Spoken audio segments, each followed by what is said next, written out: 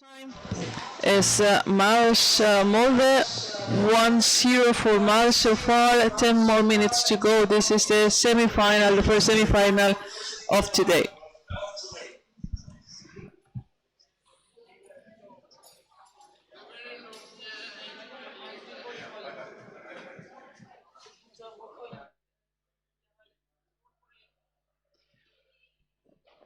We have now. I can see the time. How for how long? See, we have the. It's 2-3 minutes, but we don't have that on the screen, so might be another minute or so of half time.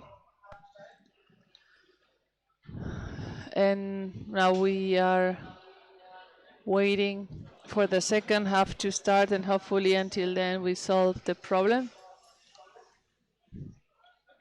Can you hear us?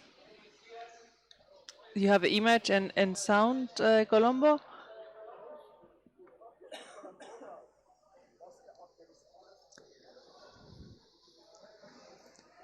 We have Molde is playing in white, Malch is playing in blue.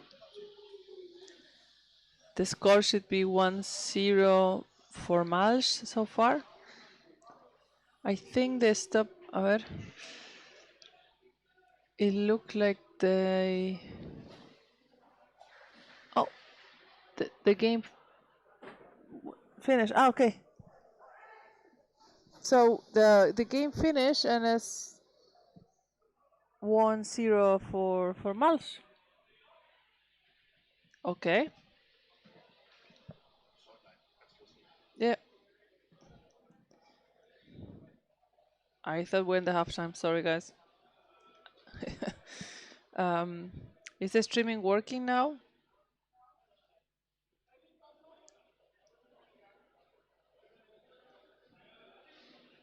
I'm going to go and get Wolf from the pool, and I'll be back in a minute.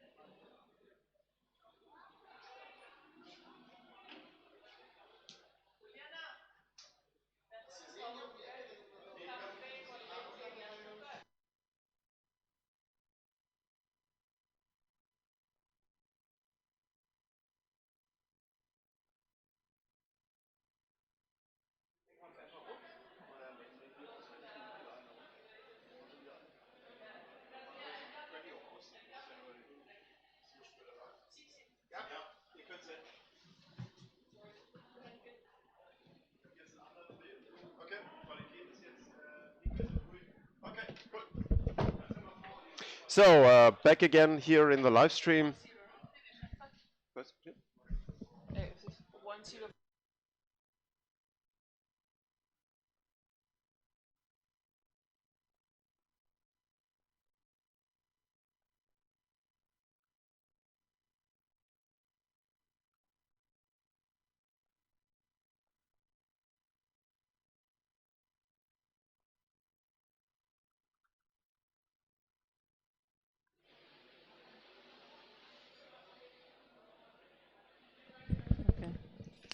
So sorry about that. We have electricity problems here at the pool area.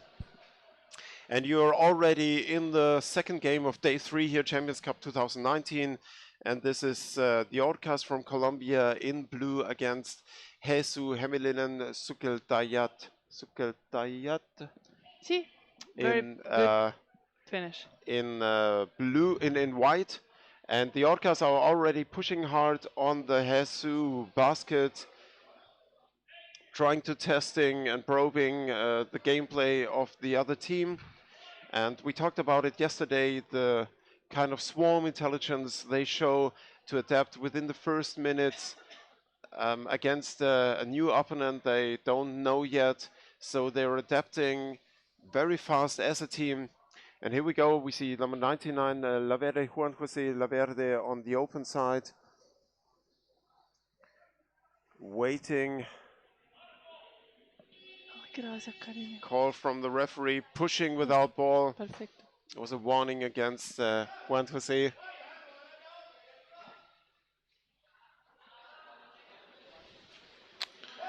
So it was a very tough game we saw in the first game we saw Malch against Molde, and the first time Malch did win against Molde.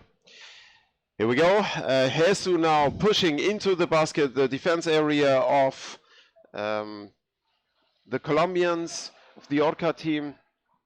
And now the typical heavy attack from the Orcas, intercepted pretty well by the forechecking of Hesu.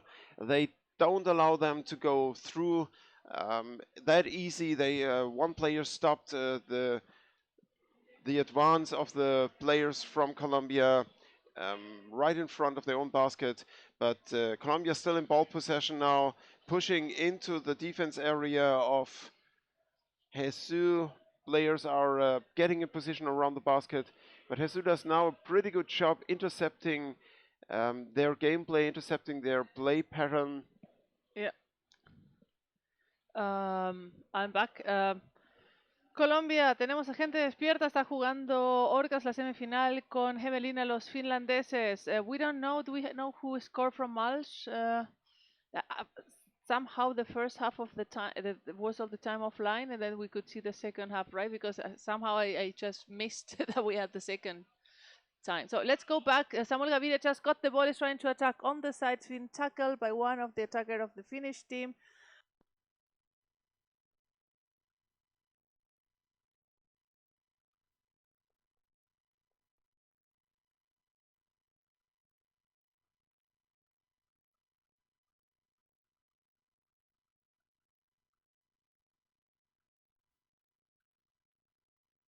Back out, the player of Orcas, I couldn't see who got the ball. It was towards the goalie that was alone in the basket, and after that the image went blank, and then we hear the horn twice. So it was goal, but we couldn't see. No pude ver quién metió el gol porque en ese momento se apagó la pantalla, así que si alguno lo reconoció justo quién había recogido el balón para ir a meter el gol en la portería. So we have 3 Orcas against 2 white Finnish players that just really closed the basket, and then the last second that was really close.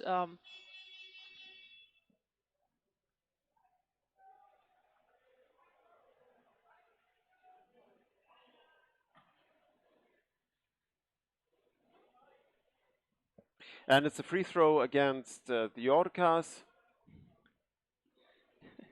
Sí, Johnny, todos nos perdimos del gol. Lamentablemente, bueno, no importa. Lo importante es que se hizo el gol.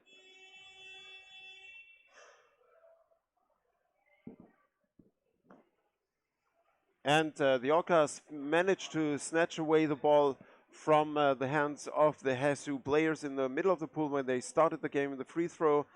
And but Hesu managed to get the ball back right in the middle of Colombians. The forechecking is quite heavy and very good, very intense. And Hesu does a nice job intercepting the fast forward ball playing of the Orcas. And it's difficult. You can see it. It's not like, oh, this is a good chance. 2 Orcas players against Samuel one Gaviria just from got the ball. open That side. was a goal. That was like from the Samuel book. See? Gaviria. Yeah. That was a mistake here by the Hesu players. And there was a goalkeeper alone against 2 Orca players. The defense was lacking behind and coming in too late. And one player was passing from the closed side to the open side. And Samu Gaviri, the captain of the Orca team, scored from the open side. Gol para el equipo de Colombia. Samuel Gaviria acaba de meter el segundo gol. Tenemos algunos de los colombianos despiertos y ahora vienen los finlandeses en un ataque contra todo el equipo que está de abajo y tratando de recuperar el balón. Está el atacante con el balón directamente sobre la portería. Buen cambio de los porteros y el balón ha sido recuperado. Federico is having the ball and he's not having anyone to pass. He just found, I think, that was El Calenio, but then pass it farther. I think that's Rember. Why are they so much in the surface? They need to dive in a little bit more. That was Pacho. And now La Verde, Juan Jose, coming and trying to hold the balls against 2-3 Finnish players. El Calenio there trying to recover the ball. And now it's in the surface. It takes a little bit longer for the Orcas to be there when they attack right now. It's not what you used to see from their game, that any player had to wait to have a station to pass to. Now they're back in the mood. Nice try to pass under the defender right in front of the basket. The Colombian player tried to pass under the feet of the Jesus player, but he stopped the ball, and Jesus is now ball possession. Number 7 tried to push forward, call from the referee.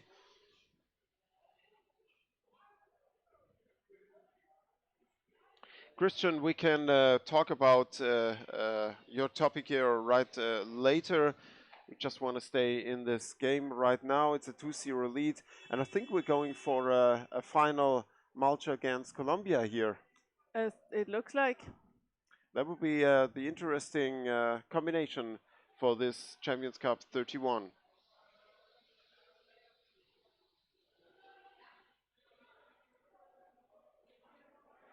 And Hesu in ball possession now, trying to push in right in front, coming from the open side into the defense.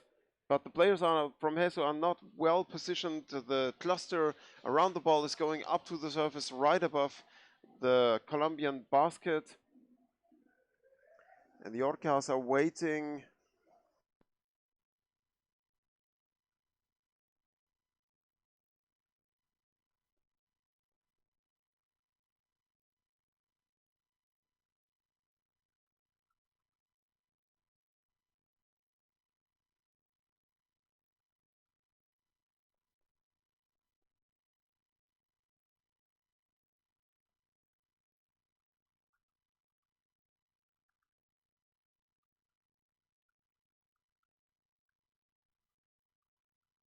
It has been the last few minutes in the Orca And here comes basket, but now it's a counter attack with 3 Orca players. Juan Jose Laverde in the middle, just pass it to Rembe. Rembe trying to come from the open side, but the Finnish team recovered faster. Now passing to, what was it, number 7? Yes.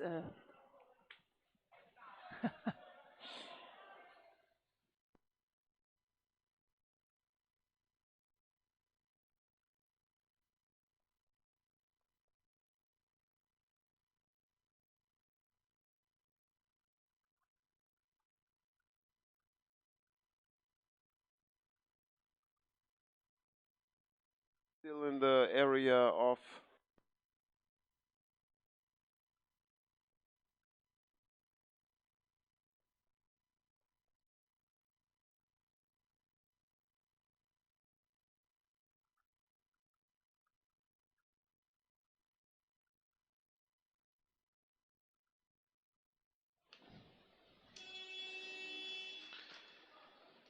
So less than 20 seconds left in the first half in this game. Hesu from Finland in white against the Orcas from Colombia in blue. And the Orcas are leading a 2-0 lead. And 5 seconds and the end of the first half. Okay. Well, that was a tough game, but dominated by the game of the Colombians. But Jesus really did a good job in interfering with the game of the Colombians. You can see they studied the Colombian game of the Orcas and had a strategy to intercept the fast swimming and fast gameplay of the Orca team. But nevertheless, the attacks were massive by the Colombians on the basket, and the second goal happened by a defending mistake from Jesus, which was immediately punished by a goal from the Colombians. So now we are 2 minutes left from the halftime, waiting for the second half to start, and Orcas is winning 2-0. Do we have Finnish players, Finnish family members, fans of Hemelina watching? Elina, you awake? um, People from Riksu are all watching. In Colombia,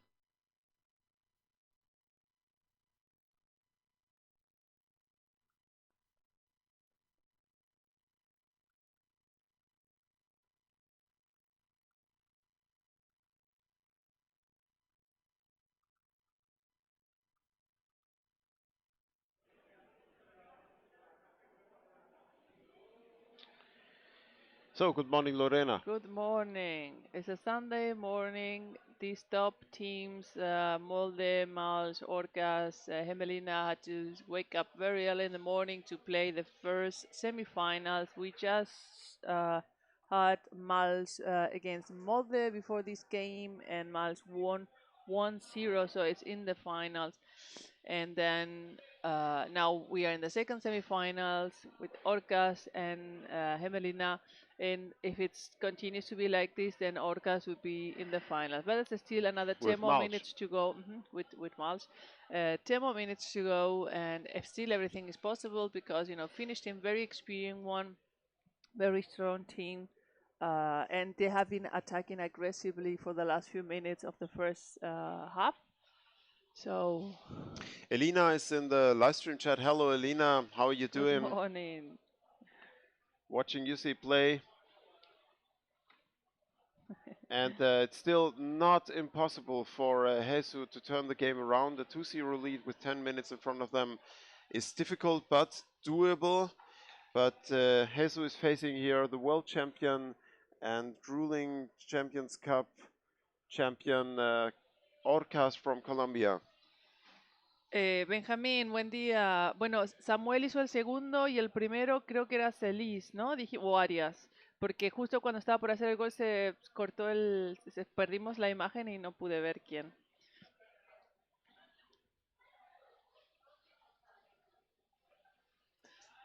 Is the sound today also bad? I thought it was better. Is it still metallic, or I think it's a little bit better, right? We Or no? recalibrated the audio stream. The commentaries should be better now. Please give us feedback about that. Yesterday we had a little bit of a metallic sound, and the peaks were like screeching, so it should be better now. So now we are in the second half, and the teams are trying to get the ball. We have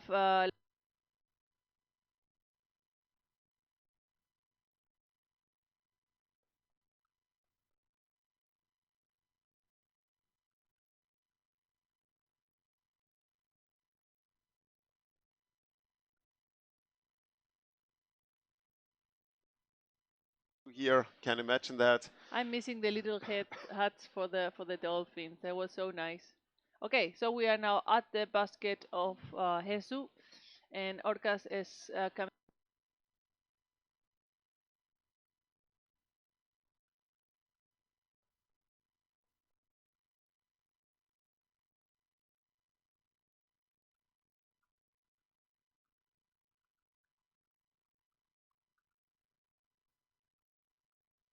I mean, this. Yeah. Yes, Alejandro. I So mean, you can't have everything in life.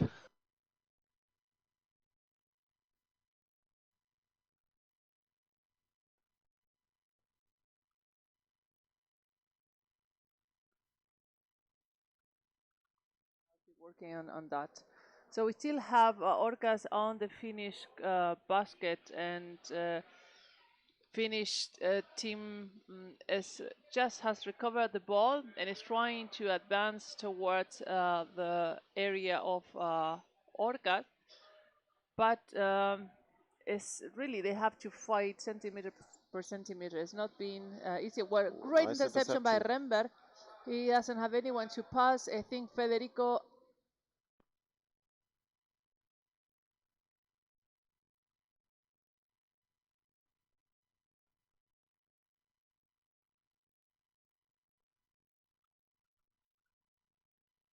Something Call from the referee. We call don't. from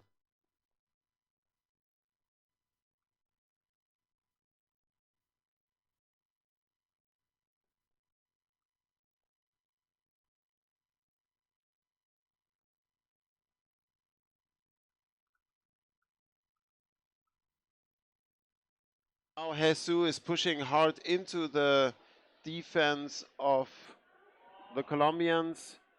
Ball is on the close side, but the forechecking from the Colombians is interfering immediately. So Jesus has really problems to build up a momentum to go into.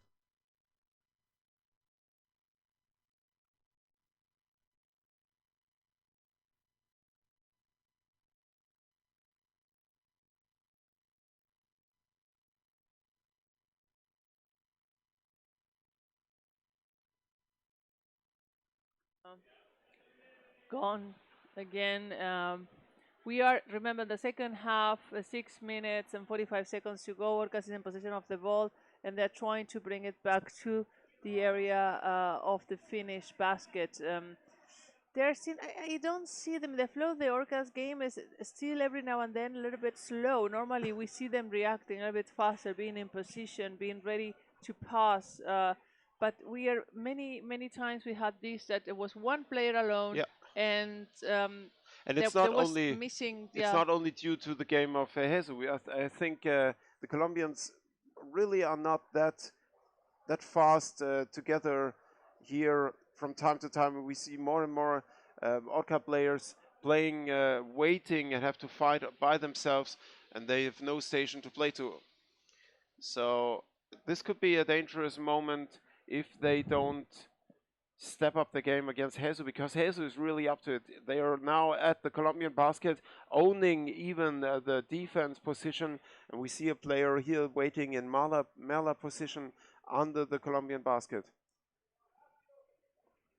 So 5 minutes to go, and it's 2-0 for Orcas. And if it stays like this, then Orcas is going to the final with Malch, that played the first game of the day at 8 o'clock in the morning and won 1-0 against Molde, for the audience that maybe are just tuning up this Sunday morning. All right, let's see. I don't see the Orcas are playing also a little bit chaotic. I don't see really the flow of the game. You know, they're like going back and forward. Normally, they are better in position. Now, the counterattack from the Finnish team, but it's won against 4 Colombian players, and great passing of the ball. Still, well, it was in possession, but now Colombian team, I think it's Pacho, recover the ball, is trying to find someone to pass it. Oviedo, the captain, just pass it. That is a horrible Ooh, big pass. mistake I mean, here. these kind of things you normally don't see. Yeah.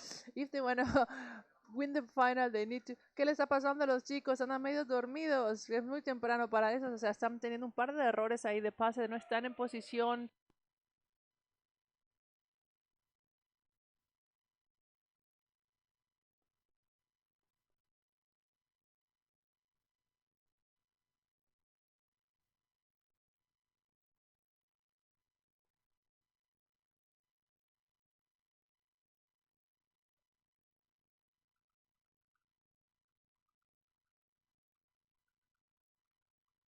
Here's the picture back, and Colombian ball possession in the half of the Finnish team. 3 minutes and 40 seconds to go.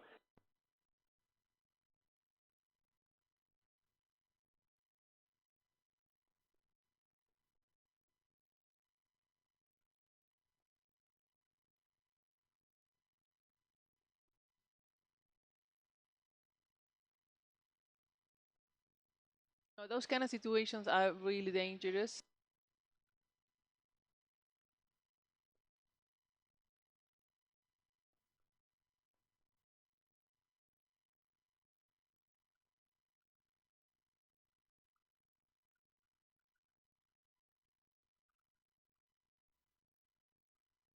throw for Jesus.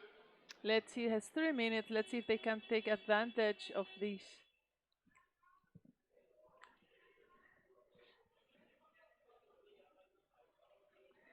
Timeout by the Orcas. Yeah, I agree with you, Lorena, and we Thank both you. had. Well, sometimes I have to say this for the sake of our Okay. marriage. Okay. Um, the Orcas are not really No, they're not that really there. into the team play. Each one of them, a nice performance of each one of them, and they are leading 2-0. But nevertheless, it takes them too long to be in the place where they should be. Players from the Orcas fighting too long Catalina, sí, on one. sabemos. Hoy por la mañana hubo como un corte de energía la piscina y desde allí se dañó un poco el sistema y se está como, ¿cómo es esto? Recalibrando.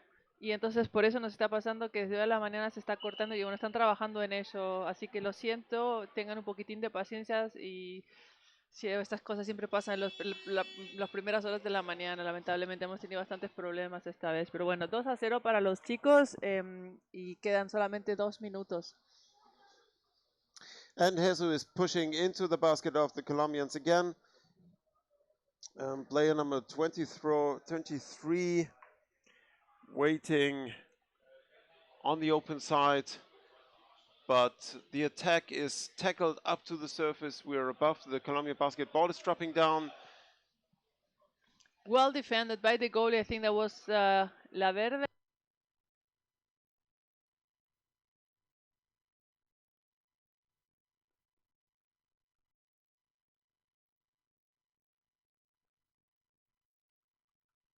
There's a power problem. We had it from the moment on.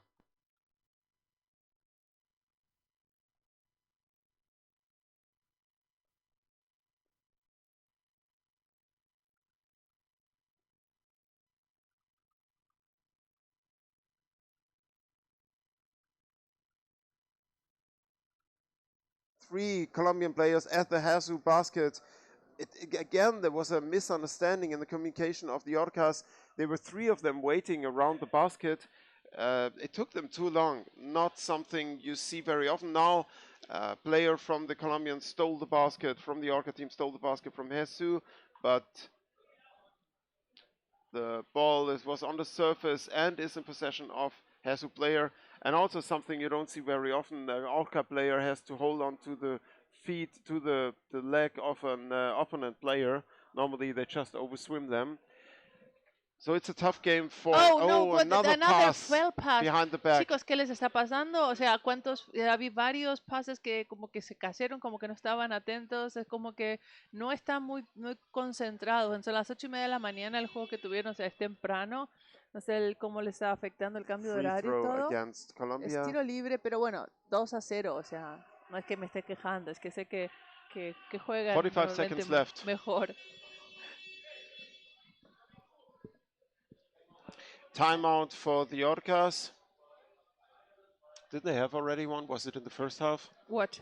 Timeout. The No, they Orcas did not took another have. timeout. Well, no. So, timeout now for Orcas. Ha pedido tiempo el equipo de Orcas. 45 segundos quedan. Y sí, queda menos de un minuto para el segundo tiempo. Orcas está en la final junto con Malch, que ganó hoy a la mañana el primer partido del día, que tuvo lugar a las 8 contra Molde, que también lamentablemente se estuvo todavía la transmisión cortada por el primer tiempo, 1-0. So guys, as it is in the final, we have Malch that won 1-0 against Molde early this morning, against Orcas that is winning 2-0 against Jesus, and it's just another minute left for the second time, and so semi-final will be between Finland and Norway. So less than 40 seconds left here in the second half of the Finnish team Hesu against the Orca team from Colombia in blue. And Jesus is going now in from above, trying to push Great number attack, yeah. But 60. all the Orcas, they are stopping this guy. Yeah, it's quite What? massive, both teams. It looks like another Kirov is trying, 23, is trying to push into the defense, but tackled up to the surface. Time is ticking down, 5 seconds left.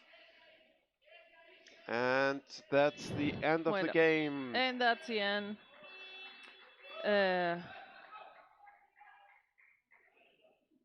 2-0 for Orcas, es 2-0 para Orcas. Ganó Orcas, que va a estar jugando la final contra Malch, el equipo alemán, hoy más tarde a las 3:15.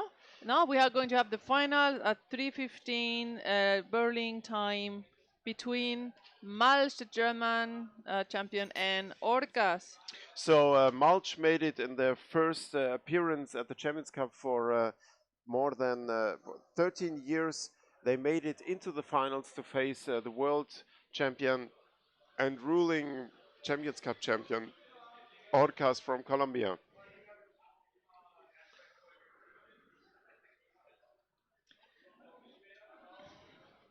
Was a great game. We saw two great games this morning.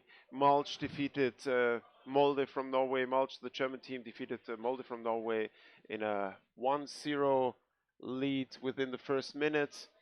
And here we saw the Colombians defeating Jesus from Finland with a 2-0 lead. Good morning, everybody. Good morning, world. Live stream seems to be stable now. A little bit better. We had a shortage, electricity problems. That's why the system was restarting over and over again, and I had to switch to Facebook live stream from the pool. So, last day. And this could happen to everyone. I remember almost every live stream had problems from time to time with outages. So quite normal with the whole setup. Thank you, everybody. Yeah, for all the time.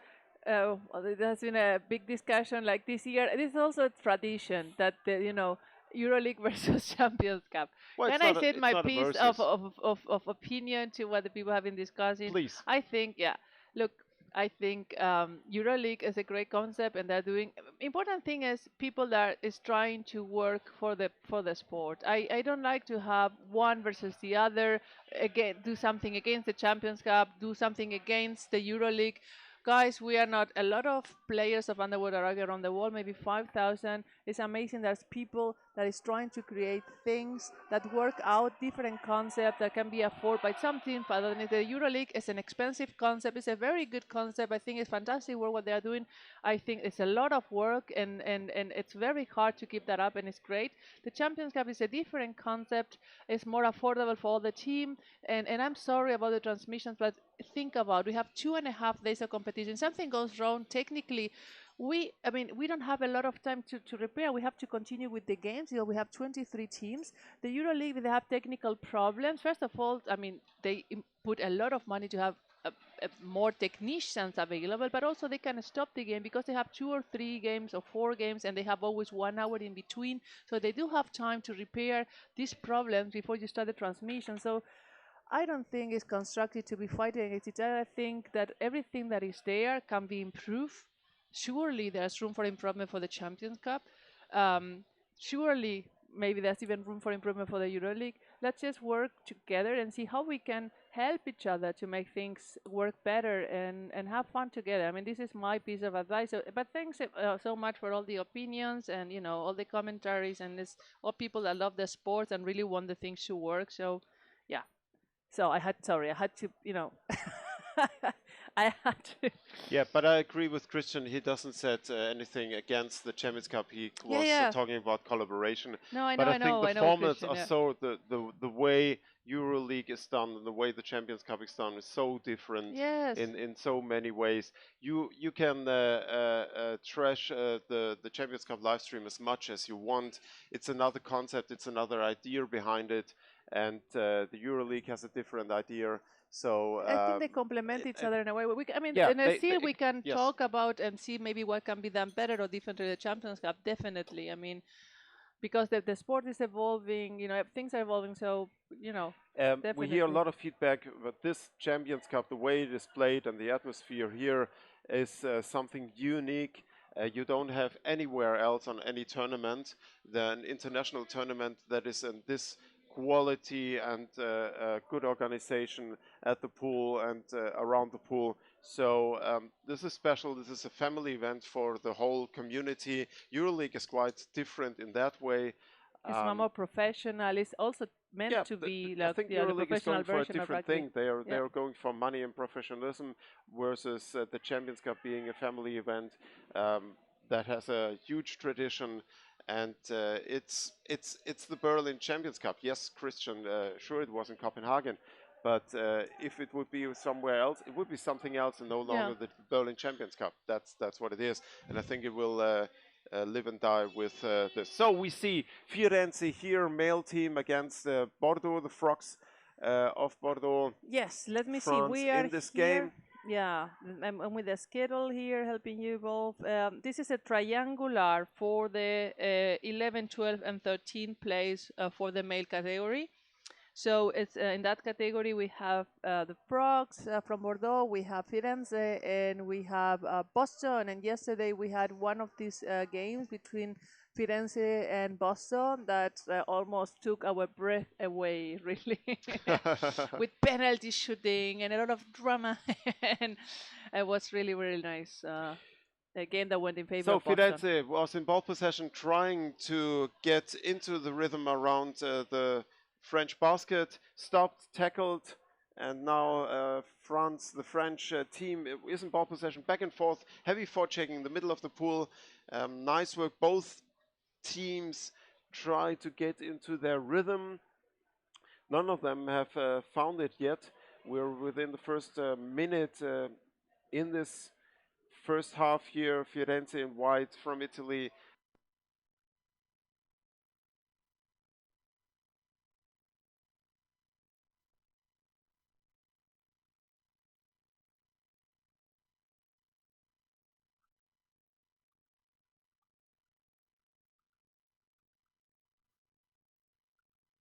In the Champions Cup, and Firenze is, we say in Germany, an alter Hase, an old rabbit in this tournament.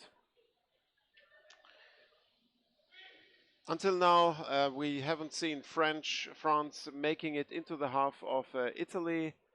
The forechecking of Italy in the middle of the pool is quite good, stopping everything France has to put into the water.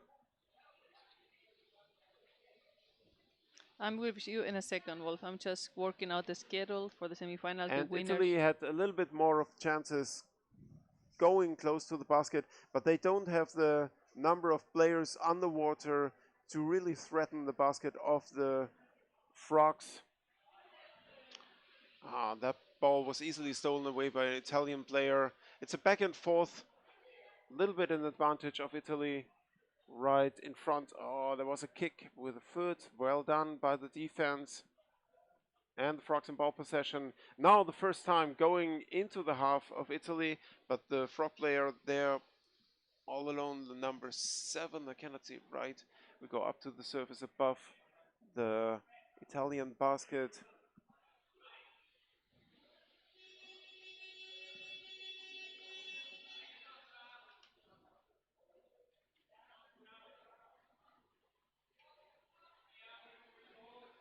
I'm almost there. Yeah, I agree with you, Elina. It's the way the Champions Cup is played is very intense. It's 2 times 10 minutes, that's true. But from the teams here, nobody complains about that, because it's the intensity and the variety of games you can have within 3 days against international teams, which is quite special for a family event we have here. Here, the Italian player is stealing the defense away, but I think it's number 2. I think it's Gabriele, the team captain from Italy. But his teammate didn't make it through to him with the ball. the team play of the Italians does not allow them that much to threaten the basket of the Frogs from Bordeaux. Well, Even though they they had are the quite last good game. in Sorry. ball possession, and another attack from the open side, but it's the positioning of the Italian players under the basket is not enough to be a real danger in this moment. Then ball falls down in the hand of a French player who now can push through to the basket of Italy, and we have a one-on-one situation. 1 on 2 Frogs players right in front of the Italian basket, and this is the first time we see them swim.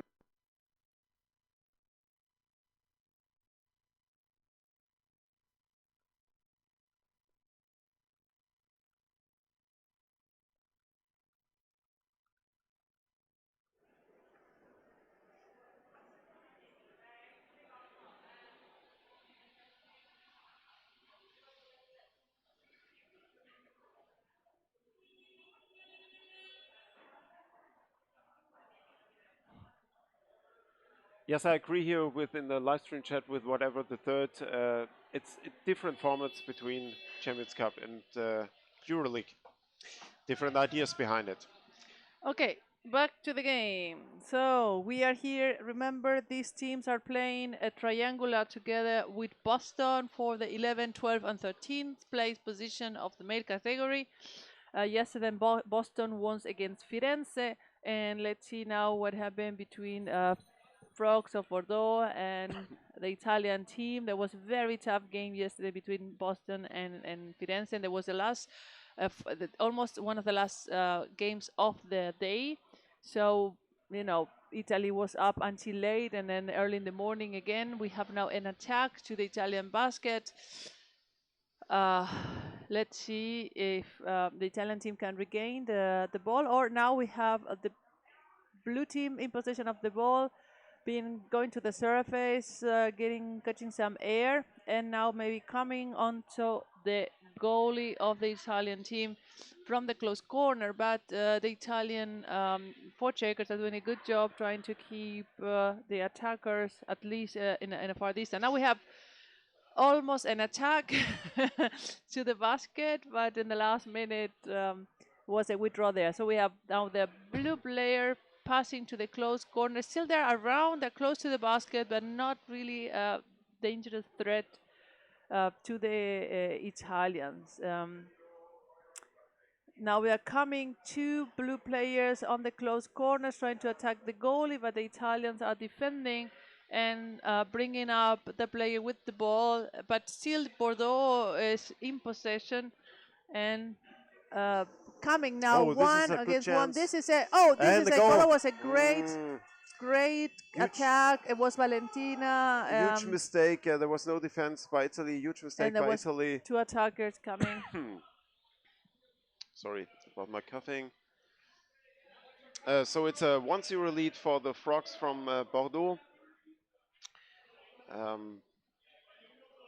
And defense mistake by Italy immediately used to score by the French team as a newcomer at the Champions Cup. You're watching game 3 here on the third day of the Champions Cup 2019. It's the 31st Champions Cup ever. So yes, we have a long tradition here. Italy now in ball possession above the French basket. Ball on the surface. We have now the Italians trying to attack on the French side, and still being also kept quite away by the defenders of the Frogs. Now we have Gabriele and made a goal. Fantastic Nice. attack. Well That was, done. I was really one-on-one also. Yeah. Also, the same mistake like before. I just wanted to say also no timeout by the Frogs, so we can talk about that situation. There was no defense, and Gabriele came from above, pulling the goalkeeper away and pushing the ball in to the basket.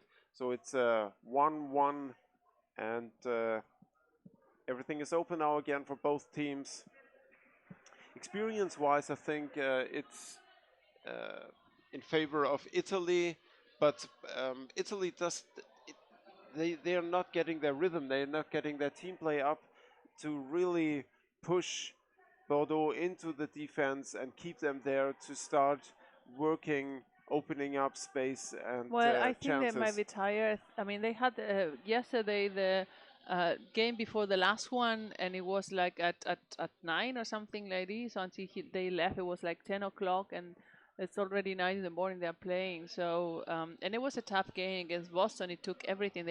We had penalties.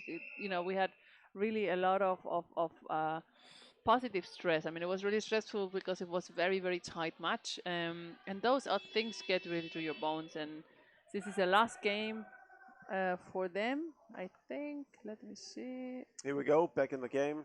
Yeah. Uh, that pass was far too long into the hands of Italy. But intense forechecking here by Bordeaux. Very well done. Covered the ball, lost it again, and out of the playing area. We're less than a minute in the first half. Free throw for the blue team, Frogs. Another call from the referee.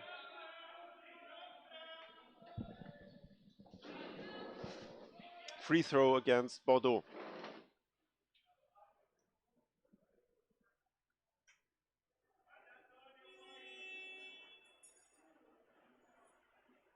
Really impressive performance by Bordeaux here. For a young team, you can see room for improvement in their game, but nevertheless they do quite well. In the second goal here, another attack from above into the basket of Bordeaux. I didn't see who scored. And end of the first half here, game number 3 on day 3, Champions Cup 2013.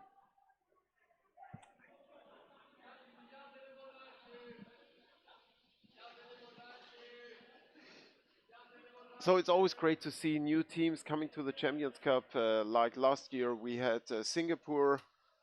Key with his team was here. And this year, it's the first time we have a French team at the Champions Cup, the Frogs from Bordeaux. And in the context and the social media, we know how important it is for teams to participate in the Champions Cup. It's like Wimbledon or whatever. It is really like a feeling of, if you as a team make it to the Champions Cup, you're a member of the professional rugby family community. And it's the whole atmosphere around the pool with the teams that makes this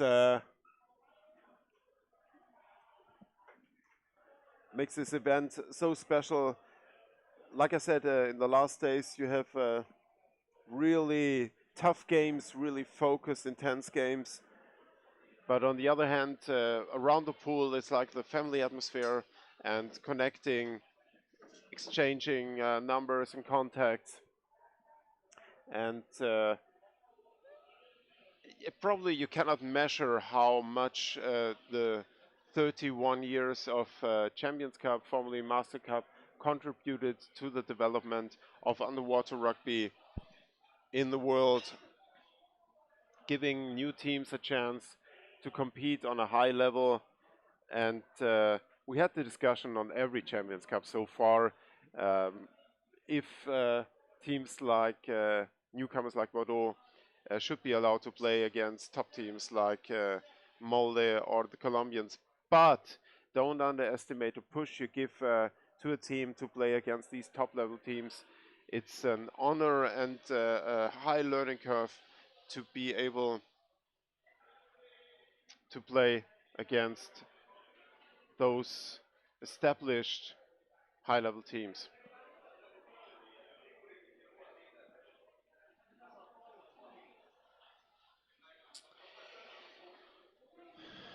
So we are already looking forward to the party tonight, which will be in the same old sports hall near Ostkreuz in Berlin. Always one of the top events of the year. And here we go back again in the game. Firenze from Italy in white, leading with a 2-1 against the Frogs. Bordeaux from France in white, in blue.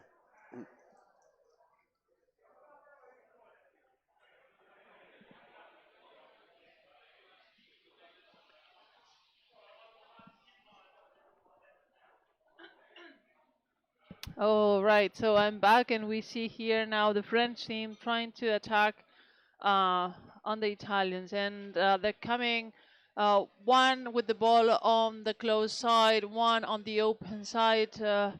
Um, Still, they keep at the far distance. I mean, the Italians are in position, but there's not a lot of fighting there. I mean, the blue team is with the ball, but it's not really attacking, and Italy is just waiting for them to maybe come closer. Now we have a little bit more of movement. The Italians are trying to recover the ball there in the corner, and um, now still the French try to come and attack, but they do it not uh, in a very strong way.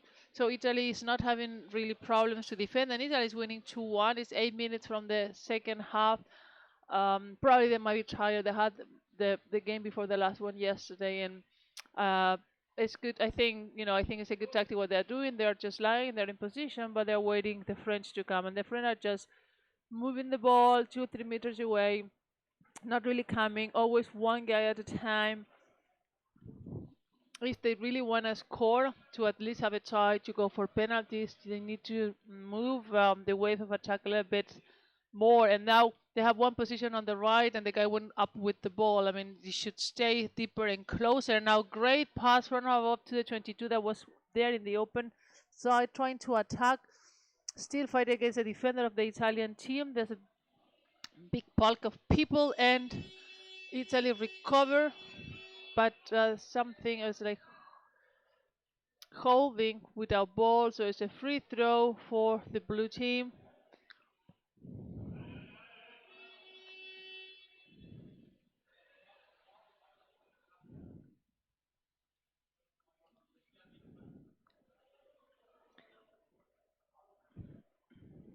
Daniel, Colombia ya jugó el partido anterior a este. Orcas masculino ganó 2-0 contra Finlandia, y ahora luego viene el equipo femenino. Creo que es el partido a las 10 de la mañana, Orcas con Acar en las niñas.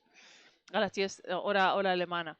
So coming back to this game, we have now Firenze in possession of the ball, trying to attack, but again, 2-1. They don't really need to go into any risky situation. They definitely have to continue position of the ball and attacking, not just only having the ball around, because that normally create mistakes that leads to goals. But they don't need to go and fight against three. They can really move the ball around. And now we have the next attack on the goalie. Gabriele Chiani was trying, but apparently holding, and there's a free throw for the Italian team, and Antonio stole the basket there, and it's taking a little bit, and now, well, the next Italian player is there covering the basket, but he was, holding himself to the basket. You're not supposed to do that. So I think that was the reason why they lost the free throw, and now it is for the Frogs, which are in blue.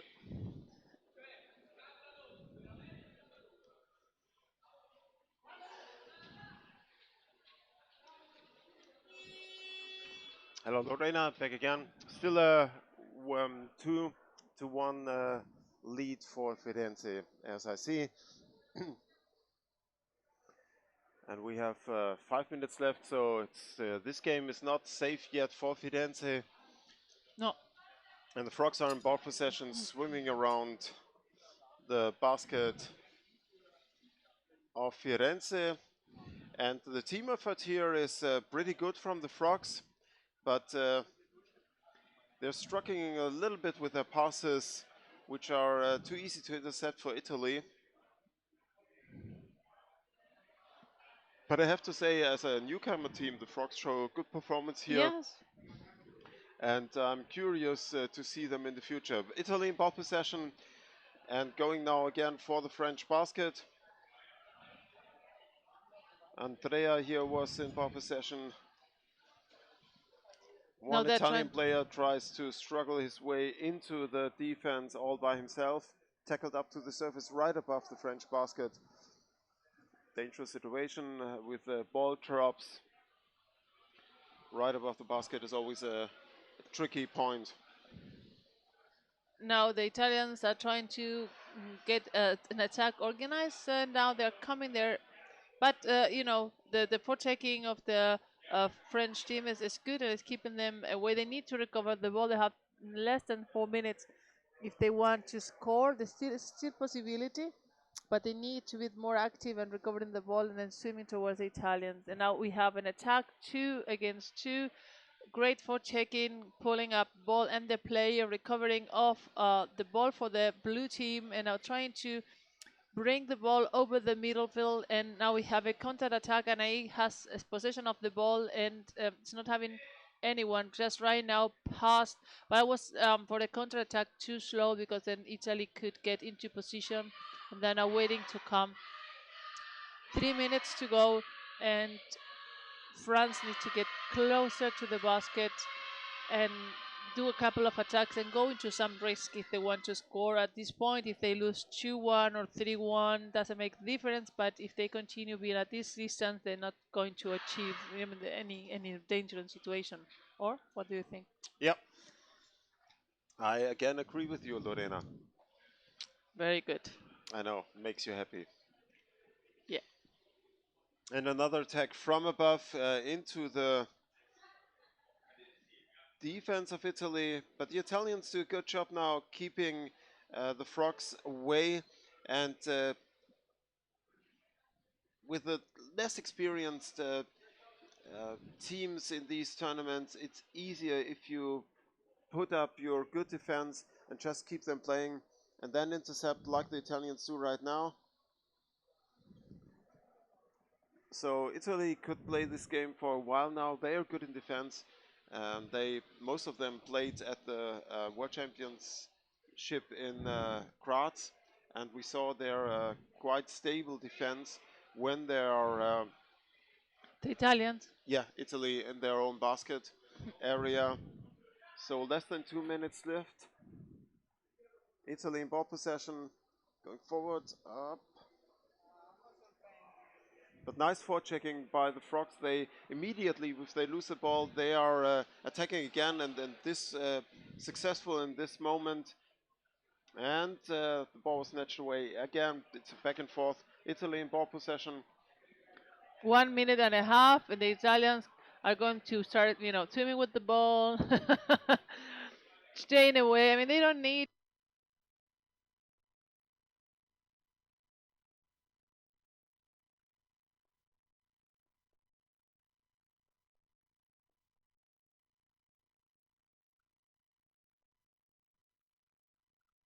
Finished 2-2. They had to go to penalties, and they lost in penalties. So I think they're It's not tough. going to. Yeah, we have Gabriel Chiani there trying to attack together with another of the Italian players, but France is defending well. I think that's Antonio Less than a minute.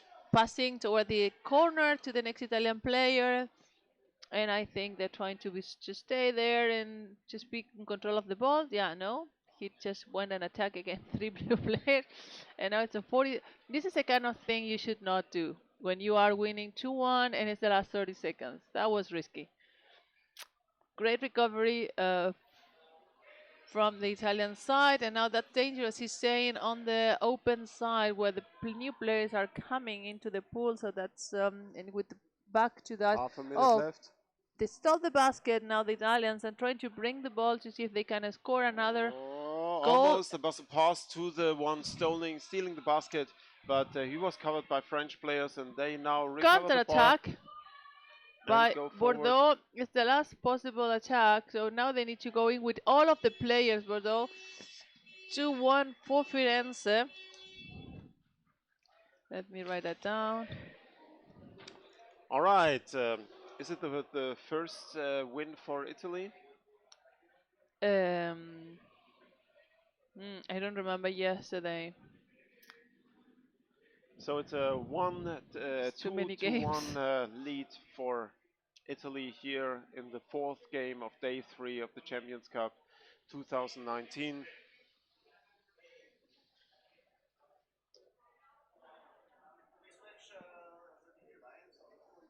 Okay. Okay.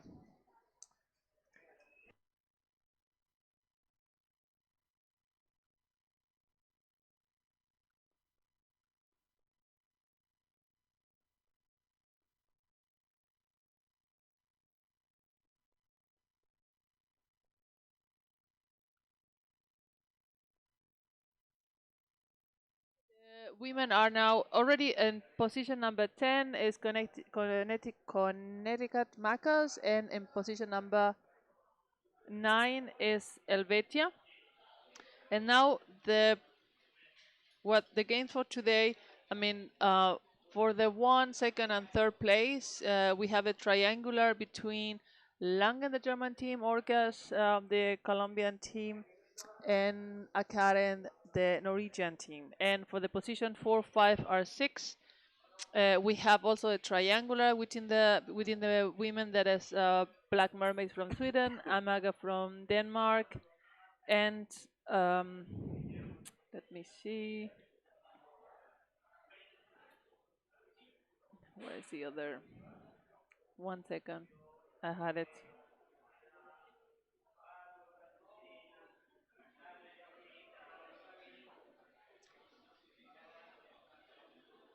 Wolf, help me here.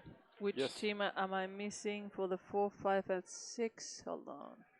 Black Mermaids, Amaga, Um, and Vienna. Yeah, exactly. Sorry. And Vienna. And then still Firenze and Barcelona are playing for the 7th and 8th place. So the next game is from the triangular that goes to the positions 4 to 6. And after that game, we have then Orcas versus Akaren.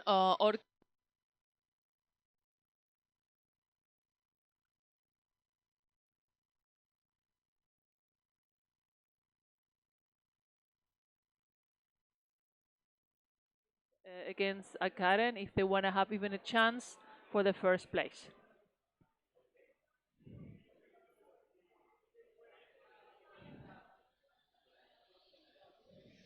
well, just to give you a little bit of insight into the live stream and the crew here, we have um,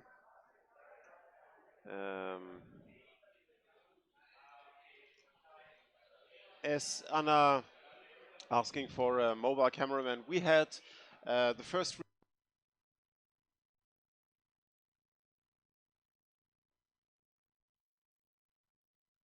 right now in the last years, but Vinny actually had the first replays with his old system in live stream.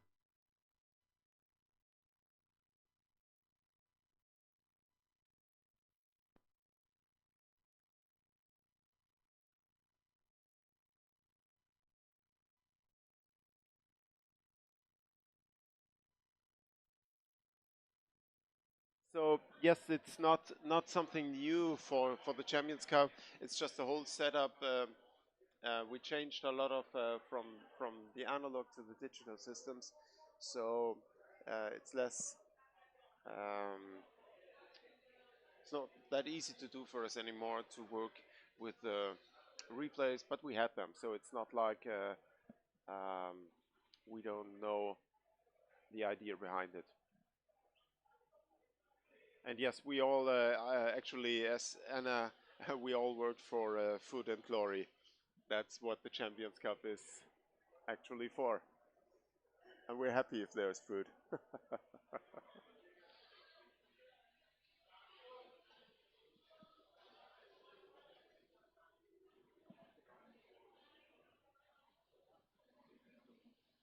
So we have two merchandising uh,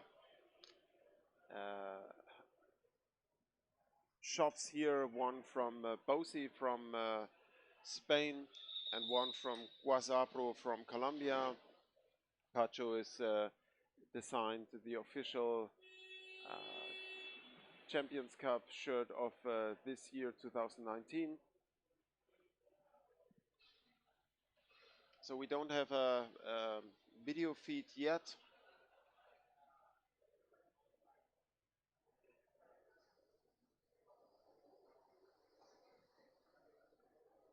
Here we go in the game.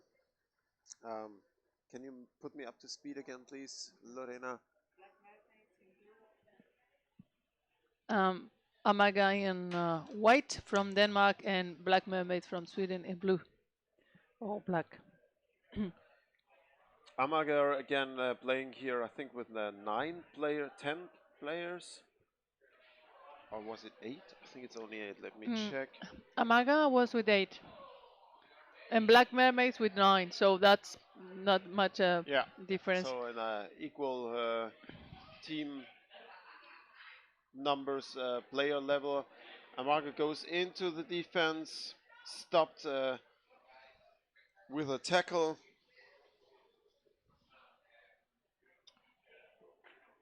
Black Mermaids break free.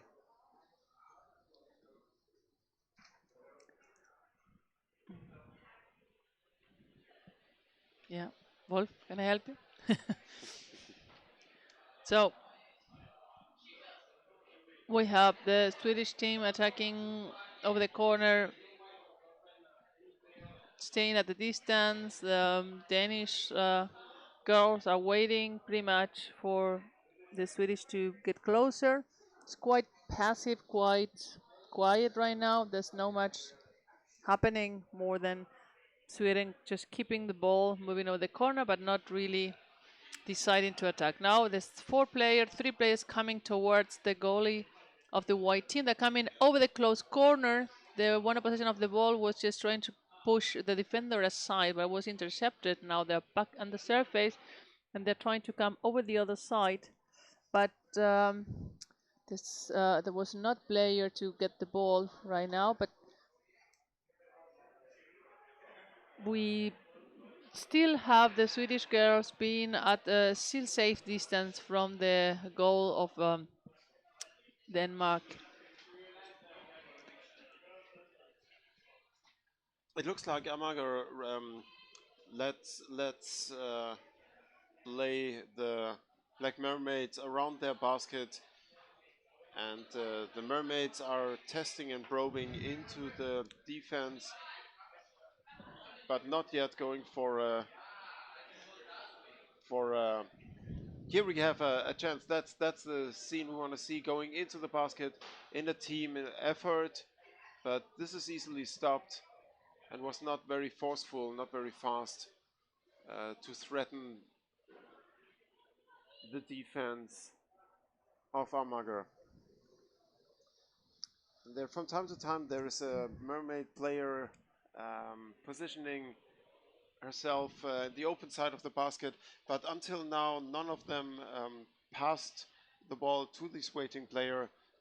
They always tried only to attack on the closed side and are tackled away to the surface, but still in ball possession after 4.5 minutes in the first half of this game.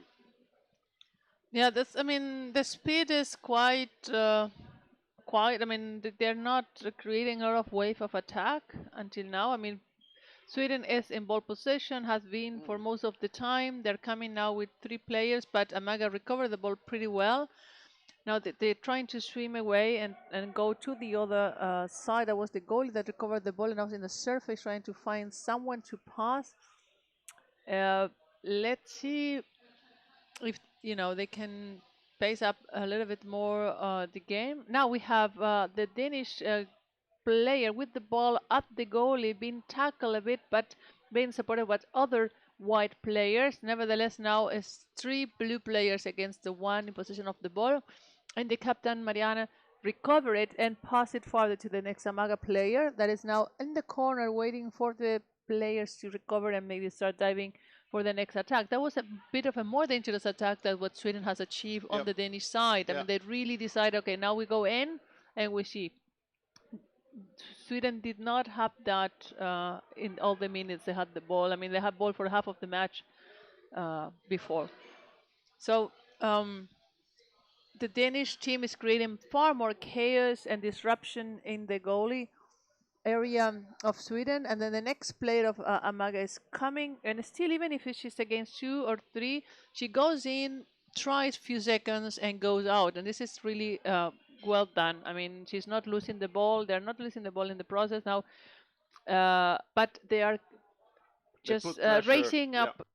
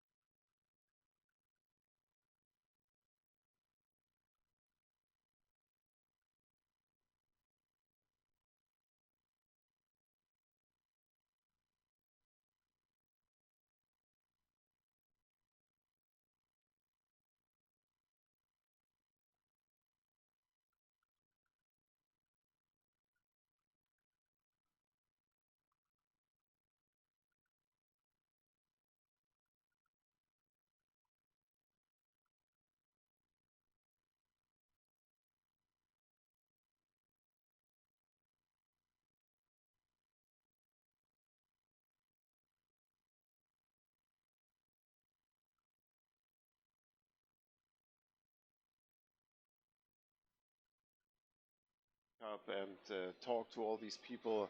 I'm looking forward Sleep. to sleep and have an easy Monday with nothing to do. Again, Amager.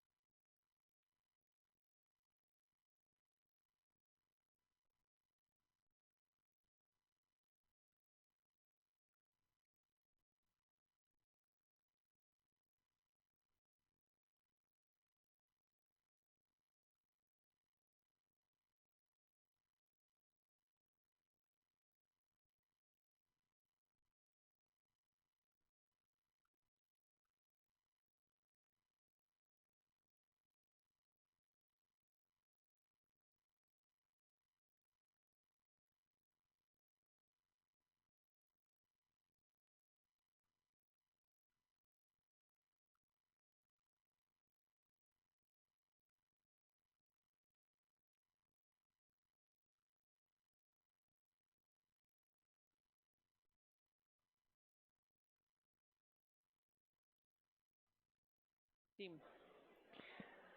And Akaren is the ruling champion of the last year And the world champion. and I the mean, world not champion. not not the academy, but the Norwegian Yeah, team. I mean, a lot of the players are yes. in the national team. Call from the referee. We have a live feed again from video feed. Less than 15 seconds left in the first half here of the Black Mermaids in blue against Amager in white. And Amager is in ball possession, but end of the first half we are in the break,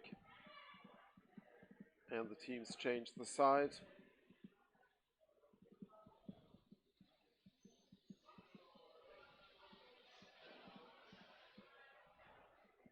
So it was not unexpected to see Amager in a safe defense position, Mermaids playing around them, and when Amager got into offense and put pressure on the Mermaid basket, they scored. Um, it will be really difficult now for the Mermaids to equalize and to get back in the game and get a chance to win it, because the Amager defense, we saw that in the first minutes of the game, is quite solid and not easy to penetrate by the players of the Mermaids.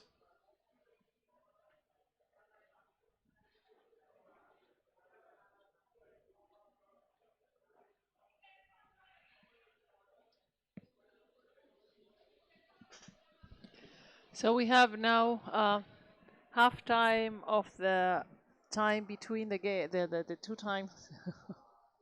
It's 1-0 for Amager. Sweden had most of the possession of the ball for the first 5 or 6 minutes. Then Amager had recovered the ball, had swum towards the Swedish side, and within 2-3 minutes they had scored one goal. And later on they were more in possession of the ball. So now I think everything's still possible. Everything always is still possible, Lorena. Yes, that's a very positive and optimistic way of seeing life. You know I do. Yeah. So 10 minutes are still to be played, and I mean, both teams are with small number of players. I mean, we know that the Danish team has 8 players. Last year, with 7 players, they won the third place in the tournament, and the Swedish team is with 9 players. So this has to be, tired. I mean, they should be probably tired already after all the games of the last couple of days, and they need to see how they can play the most effective way. Now Sweden needs to maybe be more on the offensive and try to go and score if they want to have at least a tie. So let's see if they can now achieve that. Let's see if the pep talk of the halftime helps them to have more possession of the ball. And maybe it's a pity that they had the possession of the ball and they did not really attack. I mean, they were like all the time in front of the goal of the Danish team, but did not really create dangerous situations. Balls, you want to say something? Back in the game here, second half. Nice opening by the Mermaids, but fastly intercepted by a Maga player. Ball out of playing field. And it's a free throw against Amager, I think. Yep.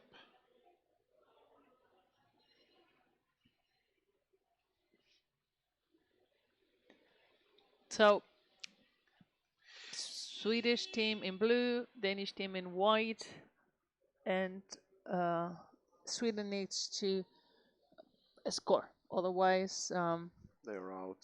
not there are the No, out. triangular, but No, yeah. but out in out of the chance of winning this Yeah. game.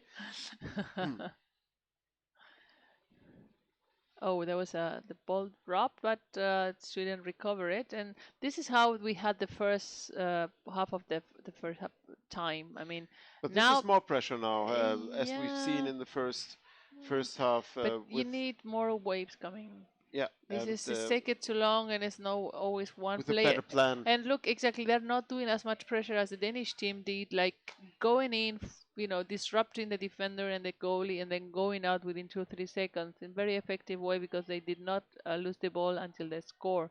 And it took them 2 minutes. It was really nice to see. So now let's see if Sweden can replicate that. I mean, we have experienced players here. I mean, the Black Mermaids have been winning the nationals in Sweden since at least 15 years. I don't know any other. I think Malmö came once for the girls, but most of the time, since 15 years, I can remember it's the Black Mermaid. So surely they have newer players, but also I can imagine that they have experienced one. They have participating already in the Champions Cup few times. So let's see. Now it's a free throw for the Danish team, and the Swedish player, the 83, was trying to intercept the ball, but now it's 2 whites against 2 blue, and clustered on the surface, and great recovery for the Amaga girls that are trying now to create an attack, moving the ball around, coming over the close corner, going in. This is what I mean. They go in, just create a little bit of chaos and pass the ball, and they're very good and keep in possession of the ball. And they keep up the pressure. They keep they really stay close to the defense, close to the basket, and continuously put pressure with a wave after one another on the basket. And this creates the opportunities to score.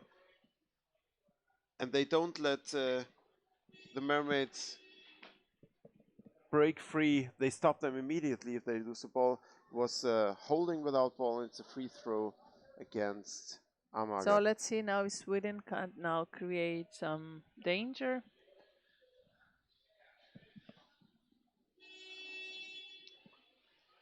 And there you go. They're coming. 4 of them. And over the close side, there's something going on there in the corner. And now it's one player trying to attack the goalie and pass to the next one. Now it's 2 coming onto 2 of the defenders on the Danish side. But it's you been can see tackled the away. orientation of the Mermaids. If they attack, is already, if they go in, they turn around. Yes. It's you don't different. see the body the language danger, of Amager is totally different. Each of them wants to score when they go in. The Mermaids hesitate a little bit, wait for each other, and then the moment is gone. They don't raise this constant pressure on the defense. You need to force the defending team to create a mistake and create enough chaos and pressure. Thank you, Emil. Yeah, Emil Lindstrom was saying that the Black Mermaids have been winning for the last 10 years straight of the national. So yeah. Free throw against the Mermaid, holding without ball.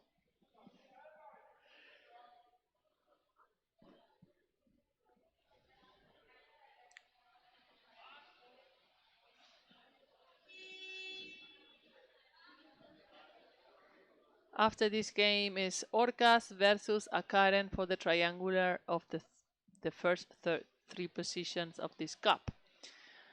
So. And Amager again in pole possession, and immediately they put pressure around the basket, but this pass was a long pass and intercepted by a Mermaid. And lost again. 2-3 players coming. It's great to see how the Danish team reacted a little bit more aggressive when they see one of their players have the ball and is swimming a counter attack.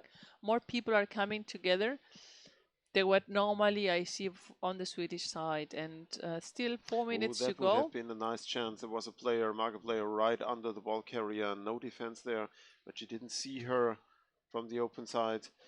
And here another one, another attack. Their waves come in quite fast, very elaborate, playing to keep the defense busy and to create the chance. Less than 4 minutes left here in the second half. But in the end, we have to admit, even though the attacks of the Amager look more elaborate, it's only a 1-0 lead. So Yes, no, no. I mean, Sweden. defense of the Mermaids is up to it. They are under more pressure, but they don't make many mistakes. And Amager really has to work hard around the defense area. So we are back with the Mermaids around the Amager basket.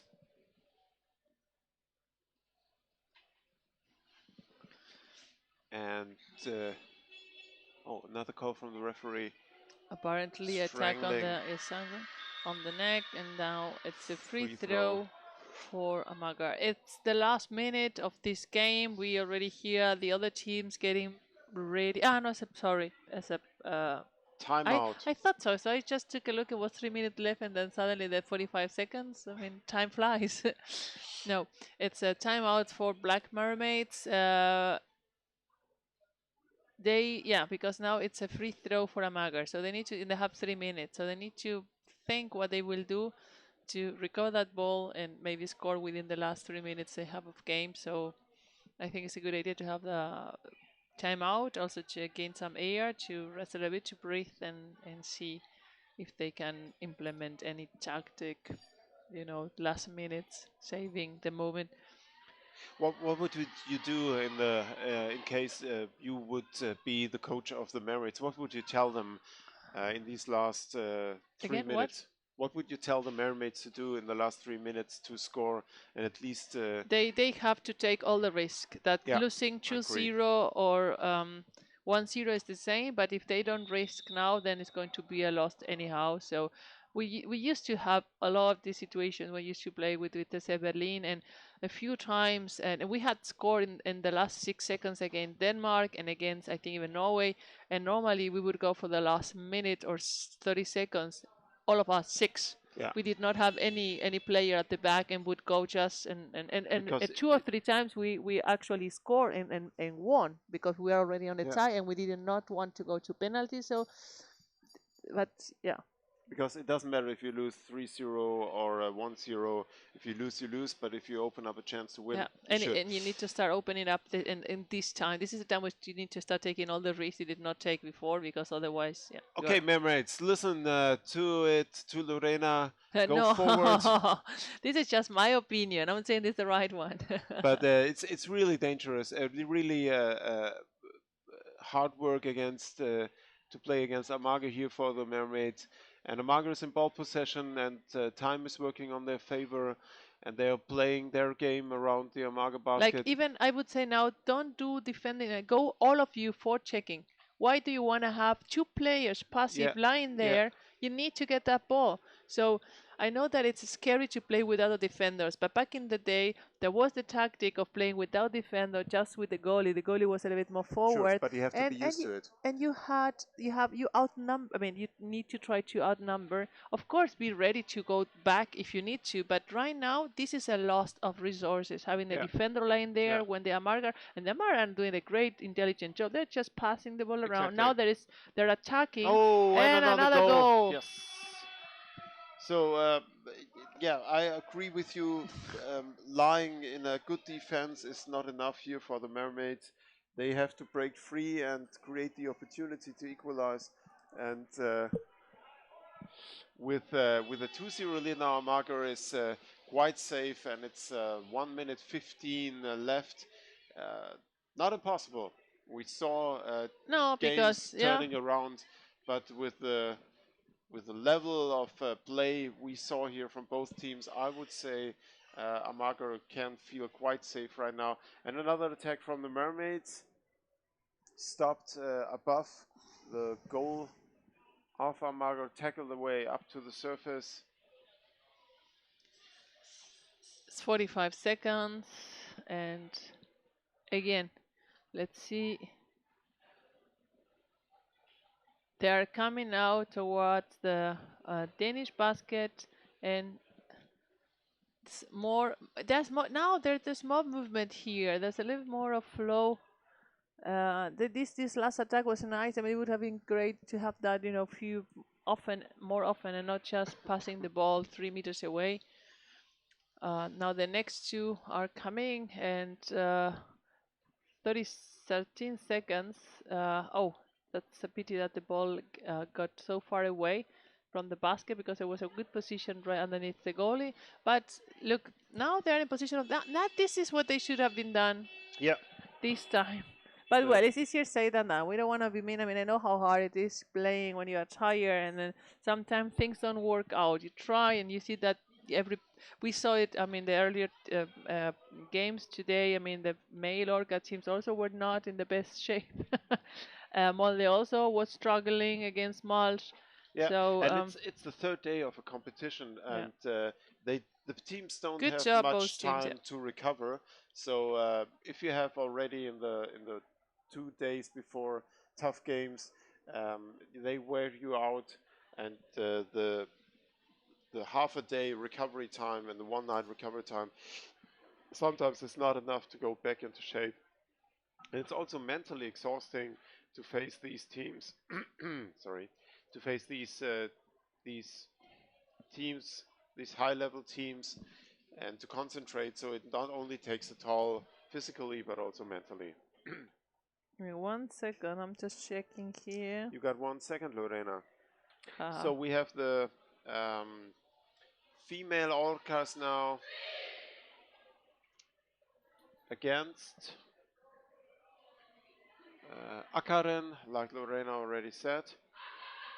And this is going to be a tough game for the Orcas.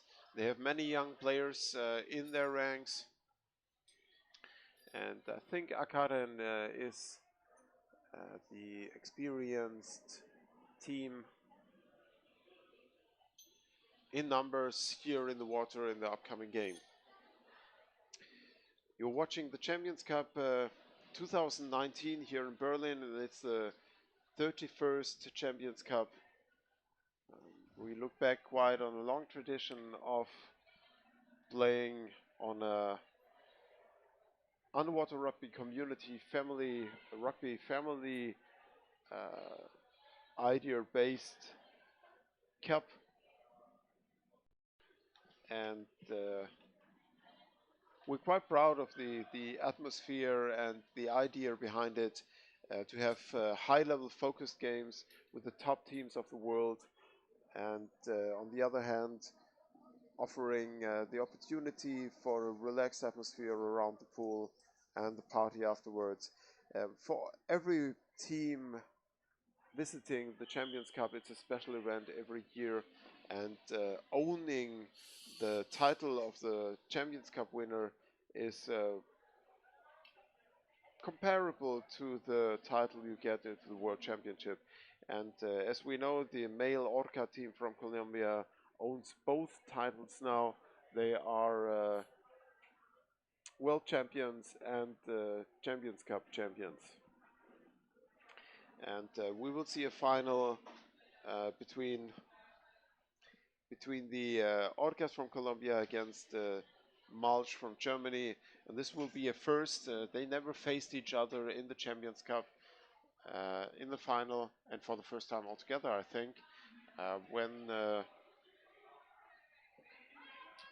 When Malch last time played on the Champions Cup, I think the Colombians were not yet here.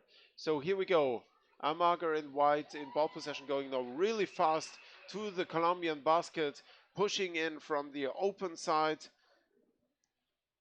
And the Colombian player has her shoulder quite deep in the basket here, as I saw, but there was no dangerous situation for the basket so far, so referee didn't call it. We have a cluster on the surface in the middle of the pool, being pushed in direction of the Karen of the Norwegian basket. Fighting on the surface. Ball is loose in the hands of Colombian player. She tries to get away, but the forechecking is immediate, and the communication between the Orcas is a little bit patchy here right now.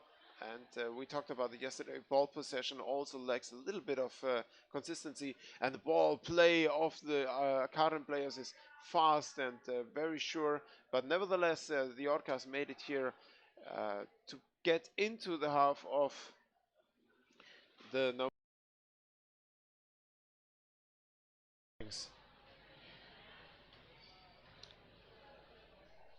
Sorry.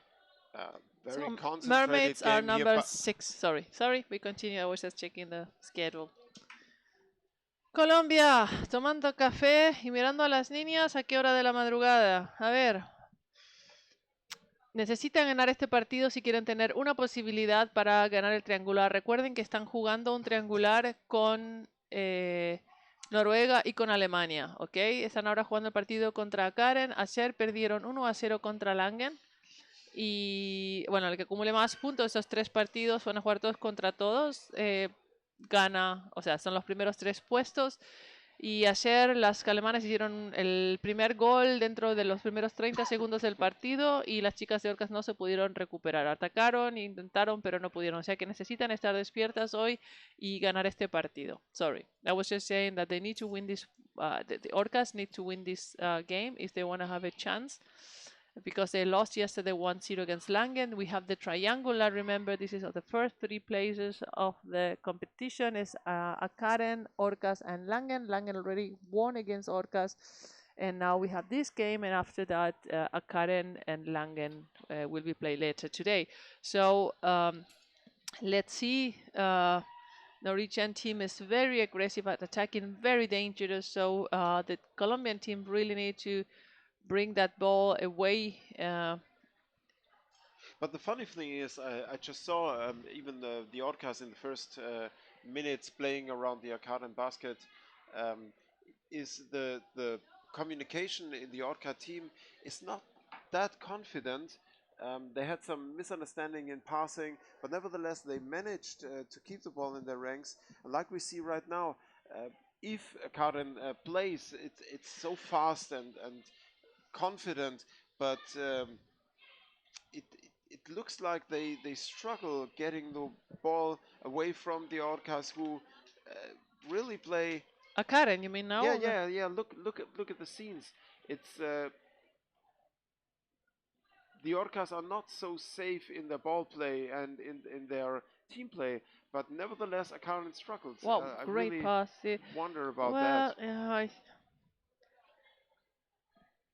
because I'm used from Akaran more decisive, more well, they're great now. intense I know, but forechecking, but they are not don't succeed in stripping the ball away from the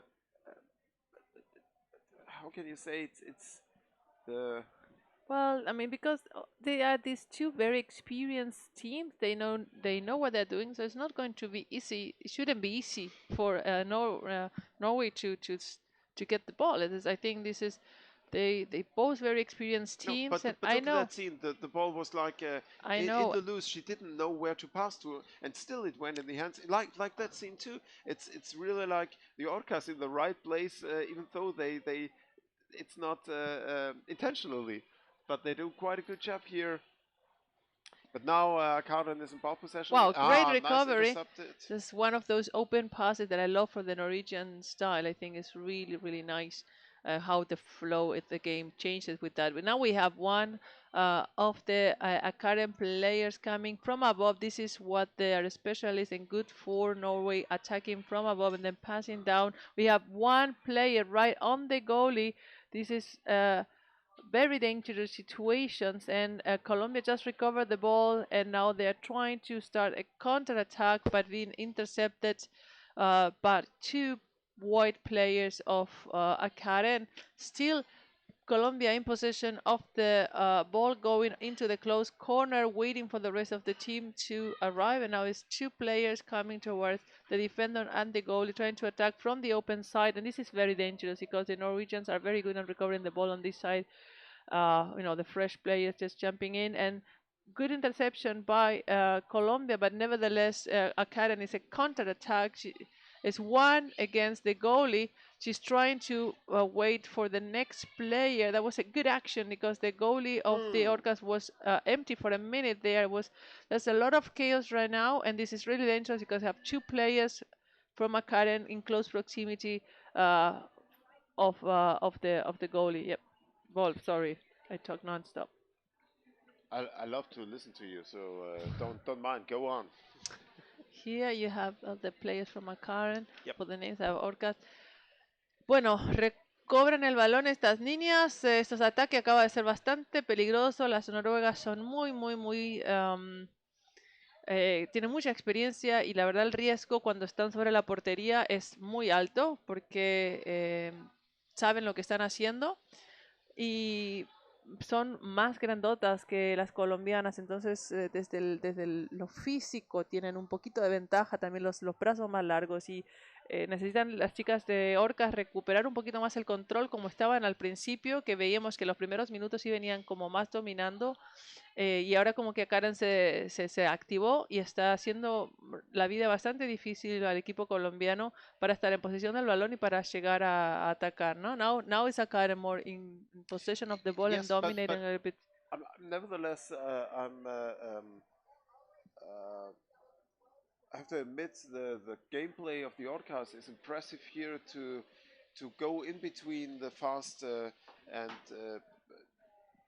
ball and swimming play of Karen. The swimming capabilities of the Orcas um, give them the almost an edge here to intercept the long passes and to use swimming to take away the advantage of the longer bodies of the Akaran players. Orcas do a very good job, and I think Akaran is struggling here to do what they love to do, to play open and to play fast. It's an amazing teamwork from the Orcas, even though their ball carrying and their ball possession is not that sure as is the current one. But until now, and it's tipping a little bit in favor of Akaren, who have more ball possession around the The Colombian attacks were basket. much more Yeah, dangerous than the attack that but we see two teams facing each other in the first minutes the here on the Orcas are same level. passing up. I mean, this is also something we normally not don't see. Lilo, the captain of the team, trying to find someone to pass the ball. She was left alone there, and Colombia really was having it now. I mean, some problems in the middle field to keep and playing together. I mean, they're in the surface a lot. Like you have one, two, three players in the surface. Probably a combination of being tired, nervous. They have some new players that have been here before. Karen has all their experience. They uh, are now in counter attack and as 3 against 3 swimming with the ball. The Colombians got into position well. Ball is in the surface and now their white team is trying to attack, but it's also not been easy for them to find a way towards the Colombian basket. Now we have an attack from above. This is really dangerous. I mean, the Norwegians are so good in attacking from above and passing the ball around. The next one, I mean, this is what we know from the Norwegian players. This is continuously coming like arrows, like torpedoes toward the basket from above until they score. A bit like the Amaga girls did earlier today. This is also typical from the Scandinavia way of, and this is getting dangerous because now, for a moment there, the goalie was almost alone, and now we have two whites, two blues trying to recover the ball. Yeah. But it looks like it's harder for Akaren here to build up their momentum as I would have thought.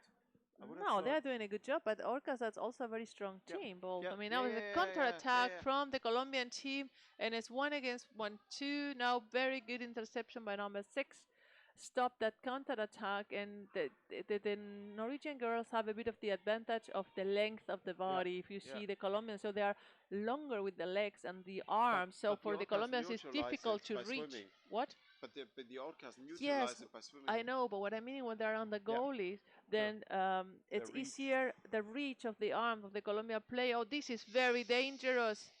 This is This really could be the dangerous first goal there. for the They're Colombian team. interfered. And this is something They call of the interfered with a referee goalie exchange. holding without pushing without ball. Free throw against Akaren. A ver, esto está complicado. Estoy diciendo que, bueno, las chicas de Colombia están teniendo problemas para atacar porque, bueno, las noruegas son más altas, son más grandotas, tienen mucho más alcance con Looks las like a piernas y timeout. con los brazos.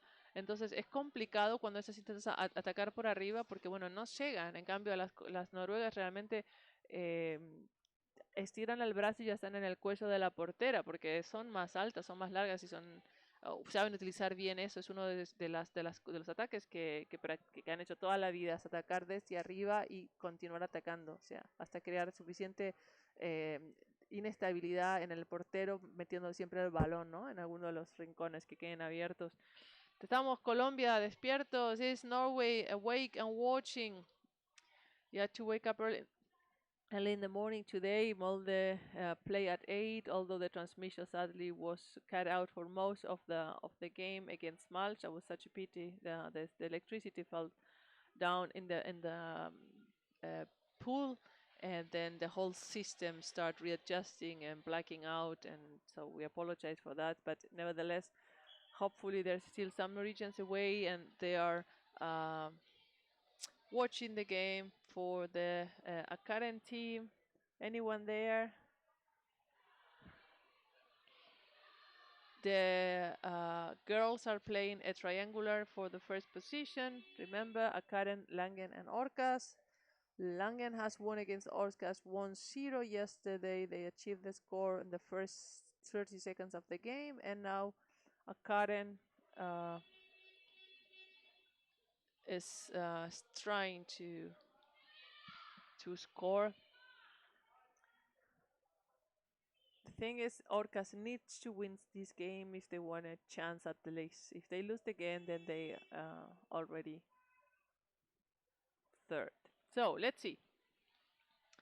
Middle field. Number 6 has now in possession of the ball, but it's now very tight fight to recover the ball in the middle of the field, and now we have a counter attack from the Norwegians. Got intercepted by the defender. Fantastic work by number 7 that recovered. That was Daniela, and now the next. This is very nice and dynamic match, much better than the one that was played against Germany yesterday. That was not much, so much swimming and so much, flow. Yeah, it's a good flow we see in this game. I totally agree with you, Lorena. Both teams face each other on a equal level with little bit different styles. Amanda, we are not here playing. I thought you were from Academy as well. Are you sick? Are you injured? Let's see. And ball drops down in the hand of the Colombian player. I saw a lot of situation, as I mentioned already, where the Colombian players, like, wow, nice interception of a long pass here. They are wide awake, and it's like it's like magic what the Colombians are doing here. They're right in the right place, even though it doesn't look like a plan what they're doing. They're in the right spot, in the right place. Amazing game, probably the best game I saw so far from the Orca girls in the water here. And here comes Akaren. Now forward. We have a huge wall of current players, so just getting into the basket. That's very close. The ball was close to the basket. Yep. Goal for Norway. That was a really great attack. That was, fantastic recovering of the ball, swimming the counter attack, speeding up. The first player go to the goalie. The Colombian goalie was alone, pulled the goalie up, tried to throw the ball, went on the side, and the next Academy player could put it in. Yes. This is what we know Academy for. This is going in a counter attack, dangerous. being there before the defense can position themselves, creating chaos, and then using the gaps to score. So let's see how Colombia is reacting. Very fast attack now by Colombian players. Lilo going to the surface and having the ball, passing it farther.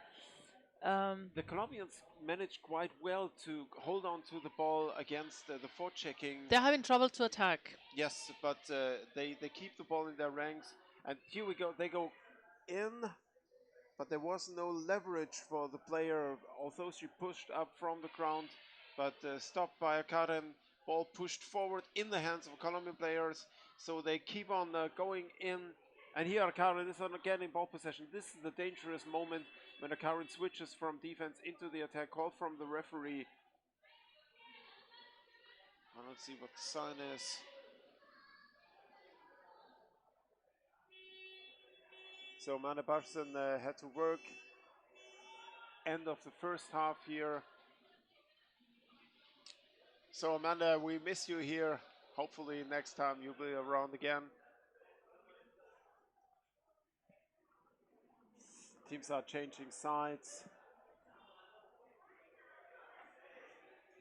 I mean, it's a great game. Yes, I enjoyed It's so very much much. dynamic Yeah. and nice. I mean, yesterday between Germany and Colombia was very static and very kind of slow after the German It's funny score. sometimes how Yeah, the teams can combinations. I know. neutralize each other. Yes, yes, yes. Sometimes you have two teams with amazing swimming capabilities, and nevertheless it gets the end result of their facing each other is static because they are blocking each other their ways, which is effective but makes the game to watch quite boring. So good morning everybody. Wolf and Lorena here in Yes. Berlin.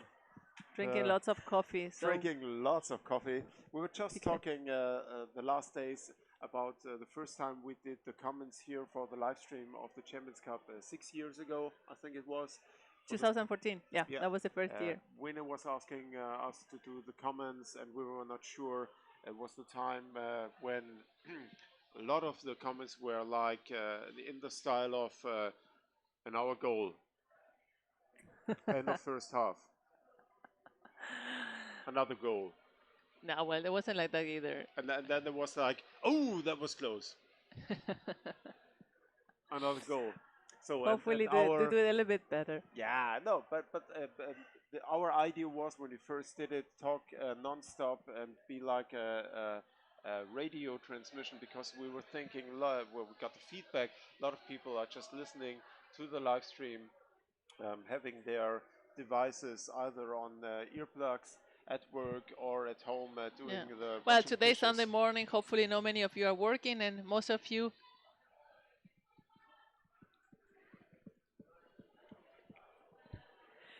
We have now. I will repeat again for people maybe it's not aware. This is a triangular on the first place, so that's why we don't have like a final or semi-final per se, like we're going to have with the male team.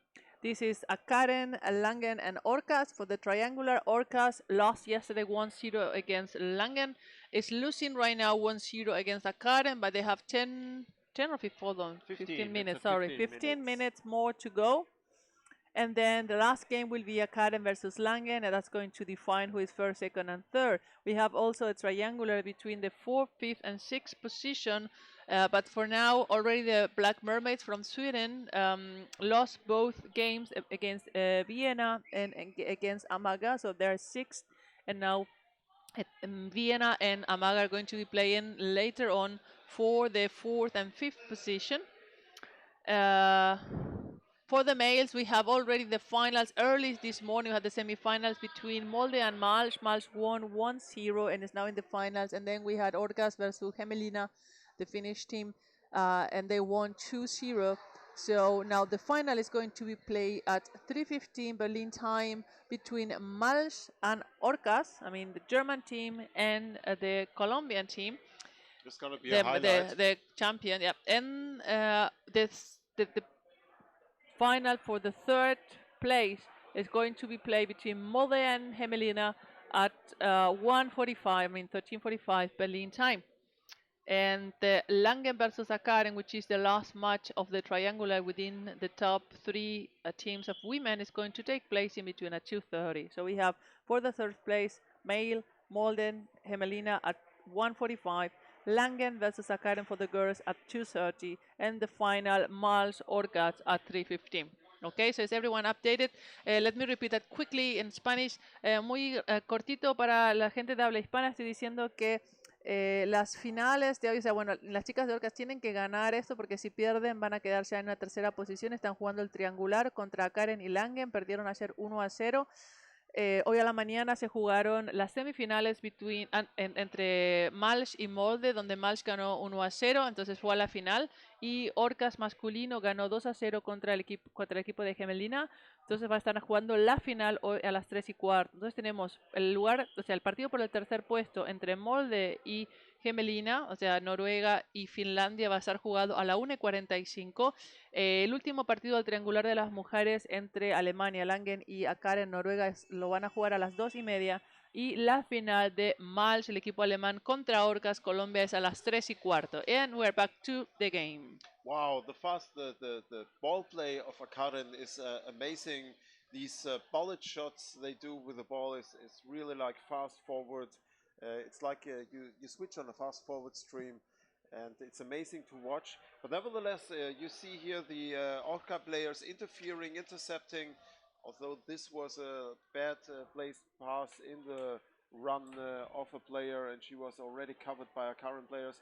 But nevertheless, a great game here by both teams, and the Orcas are up for what Akaren has to offer them. But now, Akaren, I would love to have heard what they were talking to the teams were talking in the break, because sometimes you see a difference. But the way they played, I think Akaren said we have to play our game and don't let the Orcas interfere. But again, like in this situation, Orcas managed to steal away the ball out of the game play of the Akaren players and move forward. Also, the forechecking here is quite intense by Akaren. Number 9 here, The captain. fighting Captain Kjelaug Hurlen.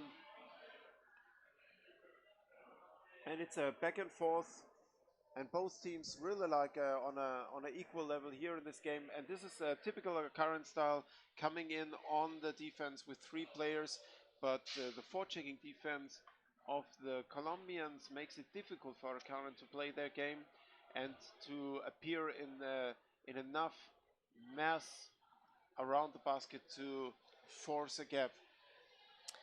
Yes, right now, Akaren is dominating more the game, and Colombia is more reacting, is more trying to adjust, is much more present, the Norwegian team, that it was at the beginning. And now they're trying to swim towards the Norwegian side, and but Norway recovered the ball, and then in a counter attack, this is very close. The goalie this will be almost didn't manage. It was an interception. Great saving. And another attack. If Eso, por Dios, estuvo por un pelo ahí. Llegaron justísimo las niñas a salvar esa pelota. Están teniendo dificultades realmente para poder empezar a atacar. O sea, Noruega está ahora dominando el partido. Al principio estaba más igual, incluso las chicas tenían como más control del balón y estaban pudiendo atacar. Pero Noruega se recompuso y realmente está siendo muy difícil para Colombia recuperar el balón y empezar un contraataque. I mean, Norway is dominating right now and it's doing really their game, and Colombia now is like running behind. I mean, before they were much more. The Colombians managed to interfere more. Yes, than I but would have before thought. it was much more. I mean, they were much more in control. It was 50-50. They even have more control of the ball. Right now, Norway is just coming like in torpedoes, like what they do best. They get the ball and they come like an arrow. Yeah, the It's pressure really was hard on the beautiful Colombian to see. basket. But again, the Colombians manage to break free out of their own defense perimeter and move forward into the current area. And it's nice to see how they don't take the first player to pass to, but to check if they are covered by current players. And here we go into the basket of the current defense, but it's not enough for the bodily. A ver, la próxima. Quiero el balón directamente debajo de la portera. There could have been a chance here from the open side. But the length of the bodies and the mass is a disadvantage to the Colombians, and going in only with one player is not enough to force a gap and to be able to score here against the current. Yeah, they need to do a little bit more of more waves, more like the Norwegians were doing, really coming from above and from the side or from below. It's taking a little bit longer now. It's one player, when Colombia with the ball, the next Colombia with the ball, the next. I mean, it's just one, one, one. Colombia, this is not enough to force Akarim into mistakes and to create gaps. They can play this style for a long time without making mistakes. So if Colombian players from the Orca team want to score here, they really have to Ah, get it in numbers. Interception by Akaren, and we go forward again with Akaren in direction of the Colombian basket. a ver, las chicas están teniendo como inconvenientes para poder realmente y volver y estar de vuelta. Son dos noruegas contra la portera. A ver qué Call, está that could be a pitando. penalty. No, don't say. Yes. Penalty, penalty, penal, penal en contra de Colombia. Could you see if she Well, hold herself? I did not I think it see. was a shoulder because she was under pressure from Yo the no close vi. side, and it looked like she just Eh, had her shoulder in the basket to prevent no pude ver si. that goal ¿Quién from estaba en la happening. portería? Están todos muy calladitos, estamos todos así como conteniendo casi la respiración. Es un partido bien intenso. ¿Quién estaba defendiendo? ¿Era Margarita? Que con las niñas me cuesta un poquito más reconocerlas, así, o sea, alguna que otra sí, pero a ver, creo que esa está defendiendo Margarita, ¿no? Fast attack of the number 20 Está from agarrándole la Academ. cabeza un That poco. is Christine Nergard against. Do you see the number of the Colombian No, player? I was asking the Colombians. I think it's I don't know. I think And it's she's coming out Margarita, from but above, really she's so trying to good. get under the goalkeeper, but she managed to be in the way, and they are now. They Ay, were ay, now ay, Dios in a mío. clinch. Esa es Margarita, alguien que me conteste. ¿Están 13 ahí? seconds, and the current Ah, player went up again. And now she's, oh, yeah, gold, you okay. could see Pero muy bien hecho, muy the bien hecho. Colombian player was already out of air. And it's these last time, always if the attacker takes a breath and goes down with a plan, it's No, mostly. I don't think it was completely abrupt. Of course, the air was getting low. That's of course, but I don't think that was the problem. The problem was that the Norwegian player was using her arms very good and eventually could grab the Colombian and pass her.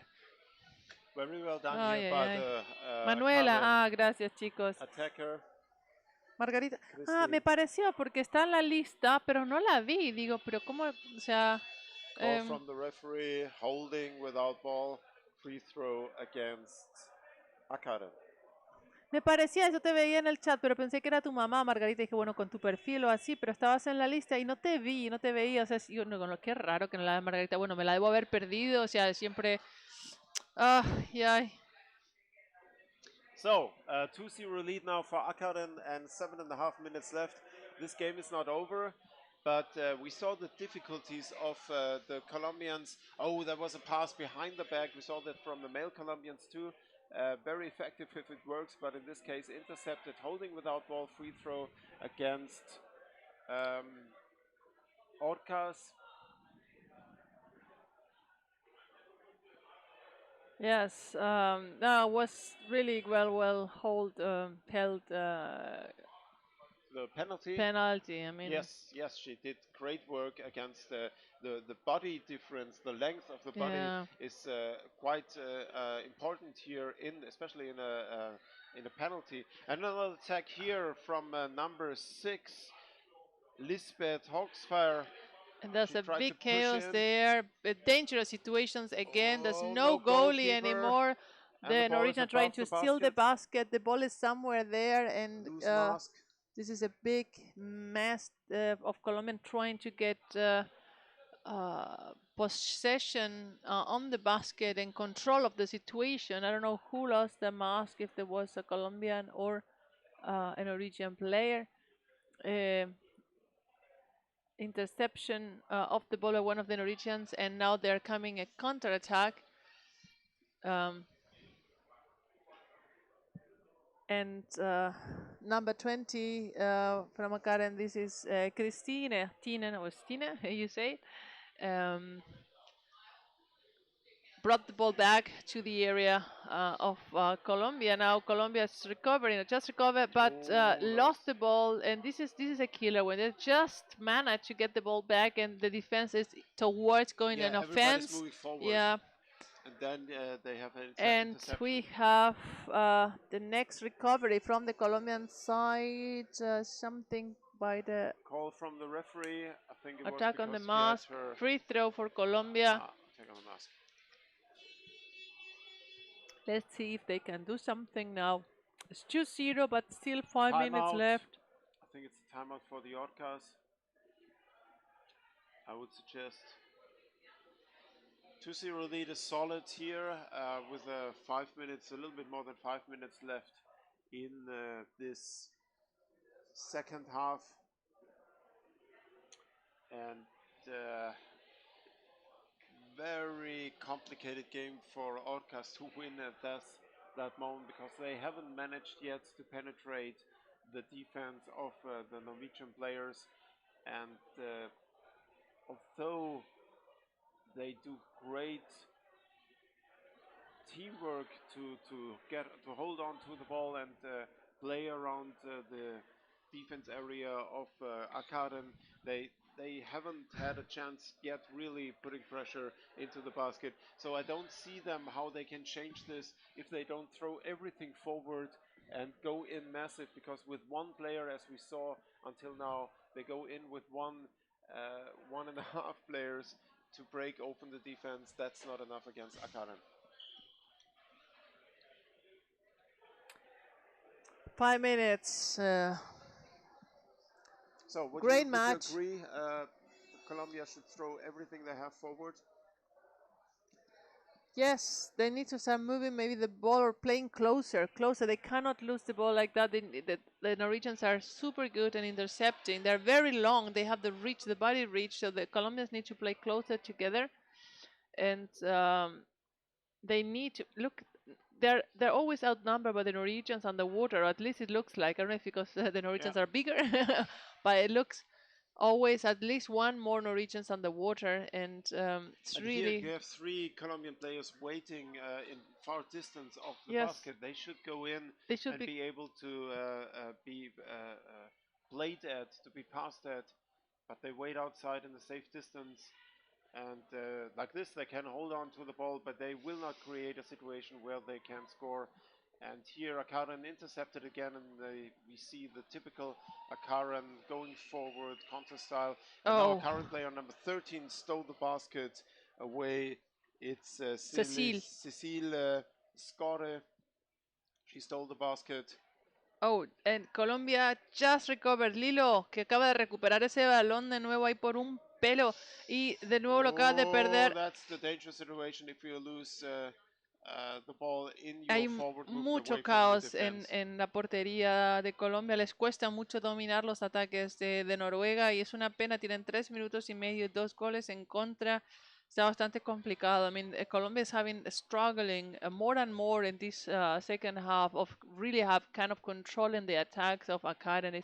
The Karen are great and creating a lot of chaos, and they're always struggling and just always just recording the ball a second before it's too late. So I don't see how they can turn the things around in the last 3 minutes with 2 goals against them. Ay, ay, ay, ay. I'm losing weight here. And gaining in gray hair. The way here, the Colombian player breaks free, passing down, getting away from their own basket, but took a while for the teammates of the Colombian player to show up. Ball out of a playing area.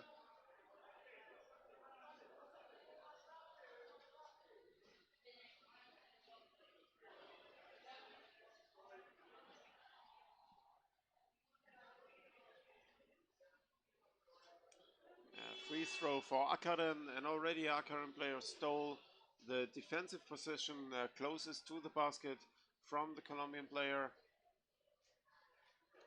but didn't help in this case. Took too long for her teammates to execute the free throw.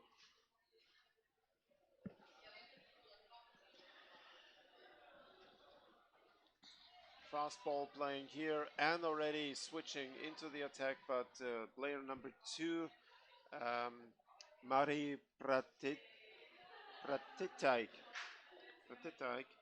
um, had to wait for her teammates. Call from the referee, pushing without 1 ball. minute, Free 45 throw seconds. against Akaren. Colombia está perdiendo 2-0. Y Noruega ha sido hasta ahora o sea, ha estado jugando mejor y los ataques han sido más efectivos. I mean, Norway has been the strongest team in this match. And Colombia was at the beginning, the first 5 minutes, more in control. But then, since then, they have been really having problems to be in control of the game. Something call of the referee.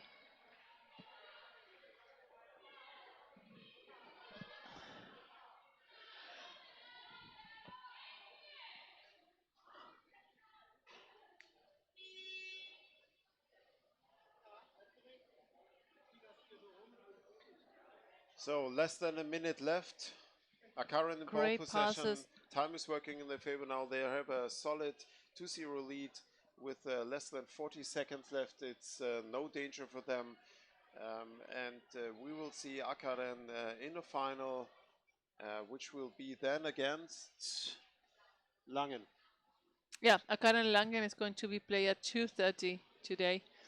And if it is like this, 2-0 for Karen and Orcas means that they did the third place. It's 15 seconds left. Maybe they can still. Oh, let's see in the last second. Oh, that ball didn't reach the Colombian that I was Nicely. blocking the goalie. Por favor, eso fue una pena. Estaban todas posicionadas, hicieron un contraataque 3 espectacular y seconds. perdieron. Se perdió el balón allí, aunque sea para hacer un And gol. end of game. 2-0, 2-0 para Noruega. Congratulations to both teams. A great game. match. But that means now Orcas is on the third place already. So the final will be played between Langen and Akaren later today. It was fun to watch and was an exciting game. Both teams on a high level of underwater rugby with the different styles and different capabilities that fit together nicely in this game. Really enjoyed it. Thanks to Orcas Annika, and willst du? thanks to our current team from Norway. So I give the microphone to Annika. With the next game coming up is Barcelona, Zurich. Barcelona Zurich. Thank you very much for listening and watching, and talk to you later.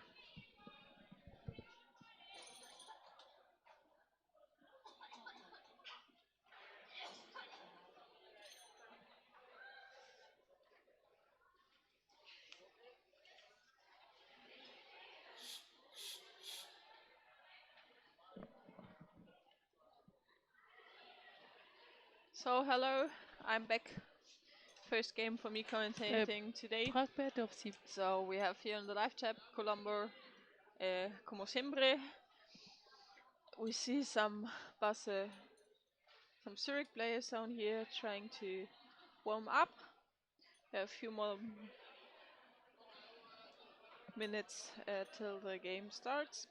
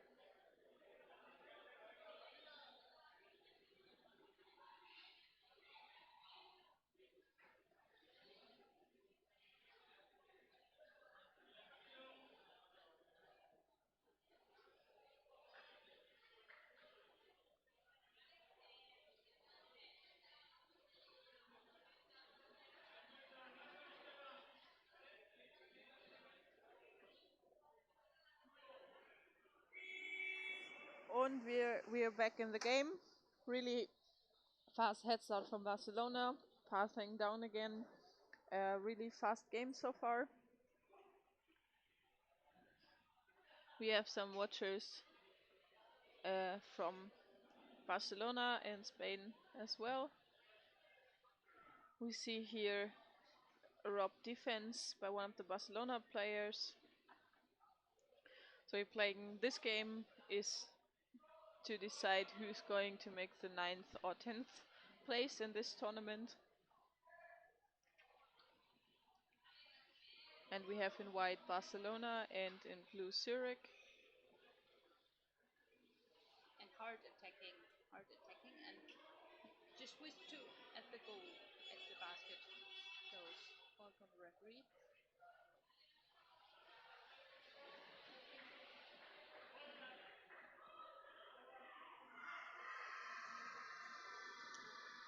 Do you hear us now better? Is it louder now?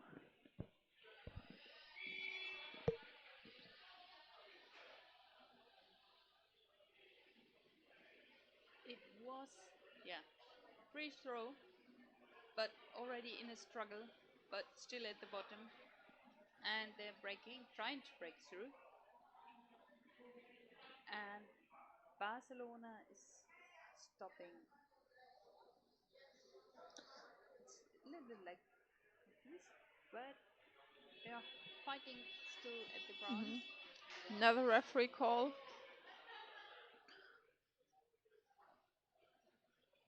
Free throw for Zurich, struggling.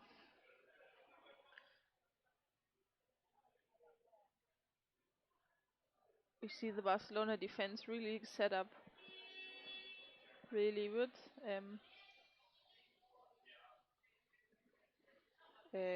Is the sound too loud or too low?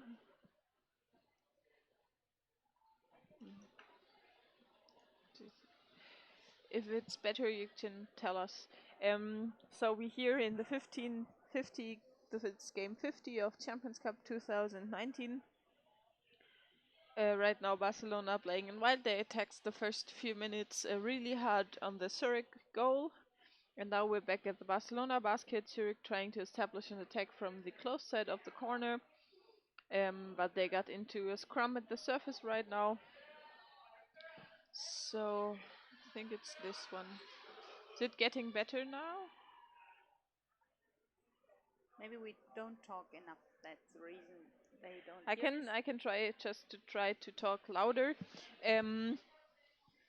We have here a scrum at the surface right above the Barcelonan basket, trying to push the way away from it. So it broke through right into the arms of the Barcelonan goalie, passing forward, but there are already 3 Zurich players down there to stop the counter attack. And now Barcelona passing forward, heading over to the basket from Zurich. Defense is already there.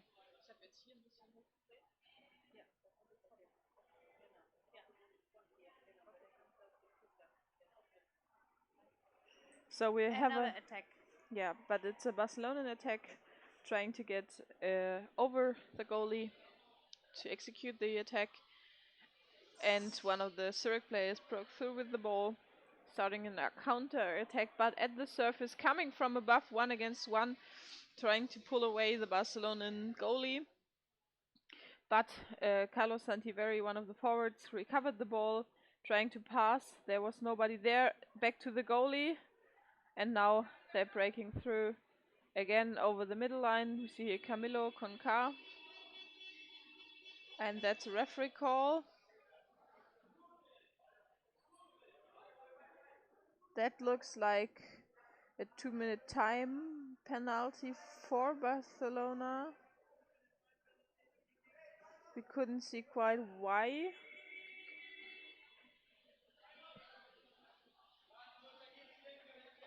Or is it just a team warning? They're separating off teams. One of the... No, it's a timeout Barcelona. And it's a 2-minute time penalty for Barcelona. Now we see here, I think it's Camilo Conca Reyes here at the penalty bench. And it was a kick, says Colombo.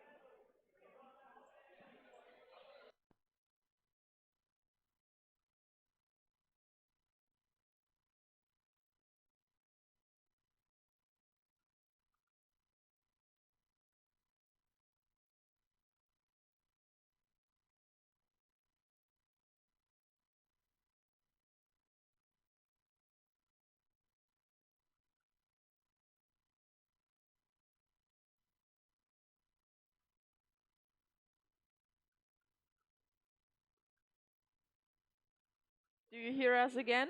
We have some electricity problems here at the swimming pool.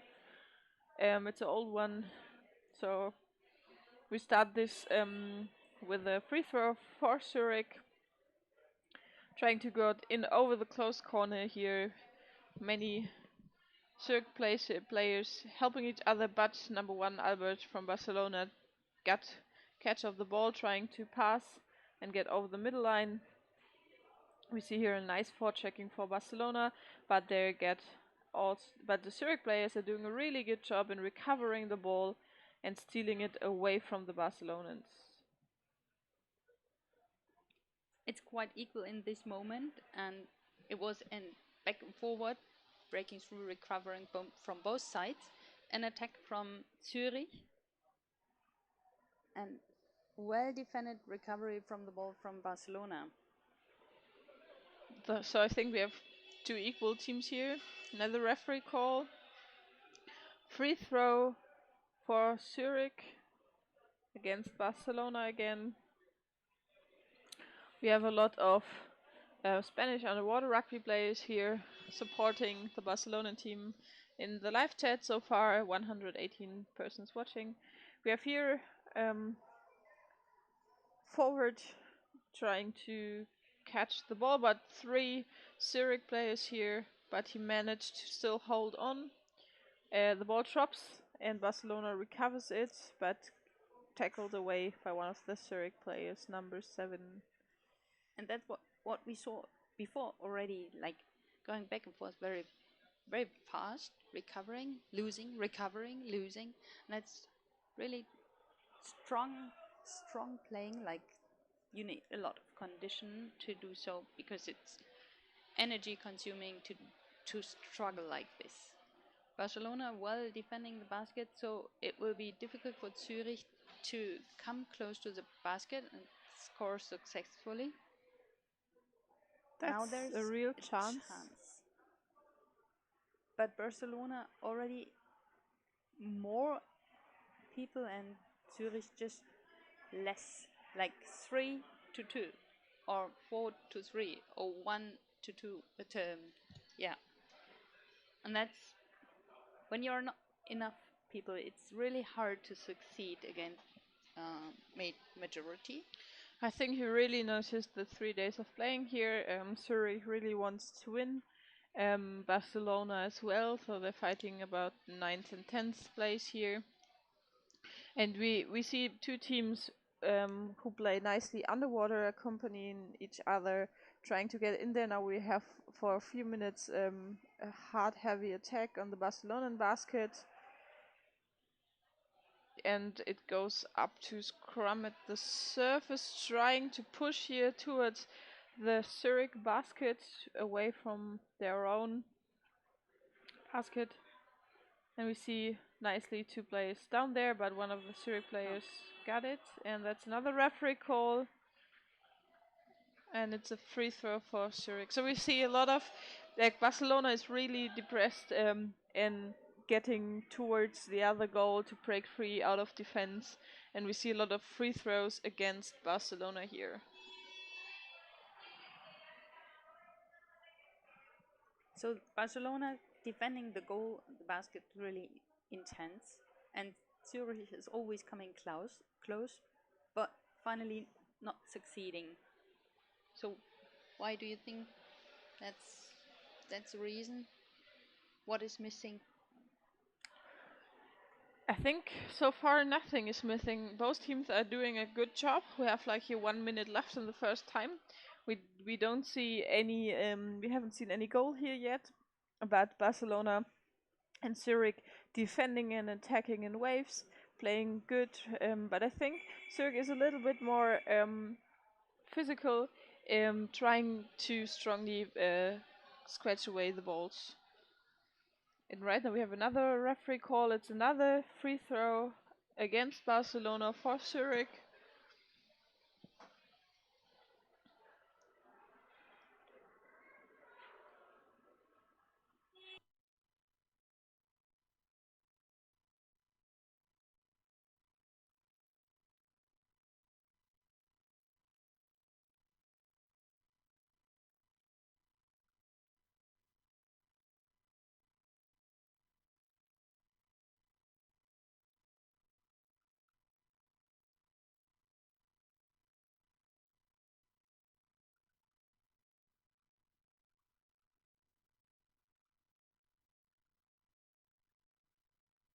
But we see some of the Barcelona players talking to the referee, and that's halftime. Hello.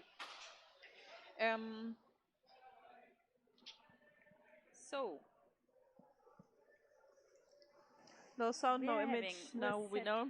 So to every to also Spanish people, I think everybody here in the chat, who's chatting, Laura, Colombo, Diego, and yeah, Nostradamus. We had a quite tense first half so far. Both teams really attacking really strong, trying to do the third checking as well. So far, no goal. so far no goal, but I think still a lot Yeah. of chances in there. And if the Zurich team sticks together in their actions close to the basket, Barcelona's basket, I think they could succeed very well. Yes. Sometimes they are struggling alone, and another strong partner would then, I think, score. But that's always like guessing from outside. It's watching. It's much more easier, and commenting is much more easier than being down there and doing the score. Yeah, we have the overview of the game. Let's see what Barcelona changes. They have some spare players here. And I don't know how many players are there for Zurich. Do you have the team list? Yes. Let's check. 15 for Zurich, so it See. should be a full set on the bank. As well. Everyone Okay. should So have they, a I think player. maybe both teams are doing substitutions. We see here nicely both teams talking. They will really want to win this. It's 9th or 10th place here. What you're playing for. And we see also some Barcelonan support. The one who's hanging in there in the pool is John. He was injured in Graz, so he can't play right now. Oh. Yeah. And we see nicely the Barcelonan girls here supporting the team. And now we have a mental scream from Zurich. Second mic is very low. We just pull it up a little bit, but I'm trying to talk louder, but our voices are a little bit tired of 3 days commenting the games, but I hope you understand us very well.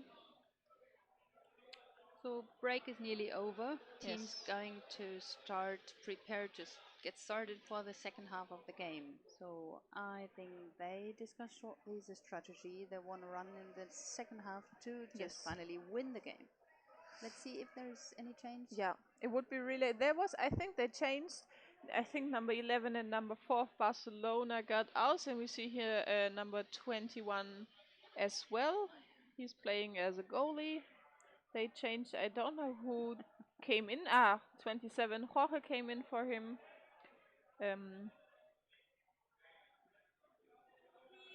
And here we go. And there it is. 10 Zurich really minutes. fast, almost Barcelona. It was like a millisecond. The Zurich team arrived earlier, but we see a rolled up position of one of the Barcelonans passing to one of his teammates. And an attack from Barcelona to the Zurich basket. Oh, sorry for dropping. Things like this will happen when you Yes. don't want them, and this is just destroying the attack Another you're call. going. It's another free throw against Barcelona for holding without the ball. We didn't count, right? Or was it? It was already? like all the time free throws against Barcelona. It's a little bit sad to see that, because we see it's been tiring 3 days, but we see really fresh teams here. They playing in at the bottom. They're playing together. They attack in waves. So it's really sad to see that there's so many free throws for particularly one team here, but they managed. They trying to manage to break free. We have a scrum at the surface right now. That's also what's happening quite a lot. You have an attack on one goal, and then it ends in a scrum at the surface. They take the ball up there, trying to break through. We have an attack on the another basket And another scrum. and another scrum. So Yeah. right now we see 3 Barcelona players here to score. That's And Chef trying to score. He's still in ball possession, It was a chance, but he but lost the missing ball. There another was missing another Barcelona. player down beneath him. But they try again. I think they Yes. will try this again, and then maybe they Yes. realize that there should be another one, and that would be really a dangerous situation for Zurich. Another scrum at the surface.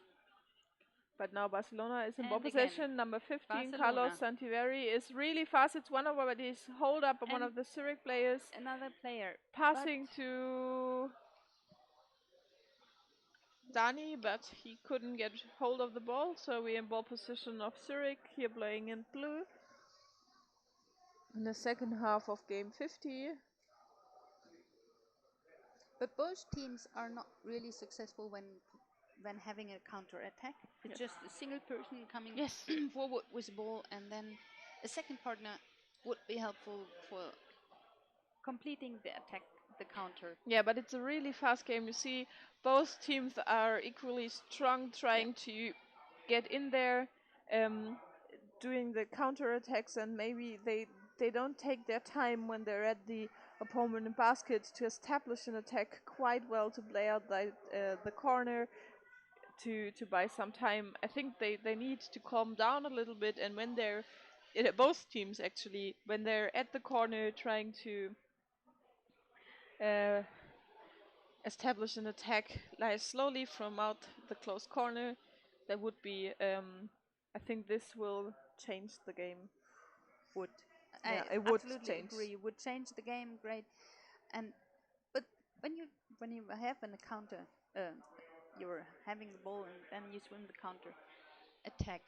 You're Yeah. trying your fastest way over to the other basket, and you need to decide in a millisecond, Yes. as you said before. What you do. We have What- another big you can scrum do. at the middle of the pool. You see number 3 of Barcelona called Buddha here.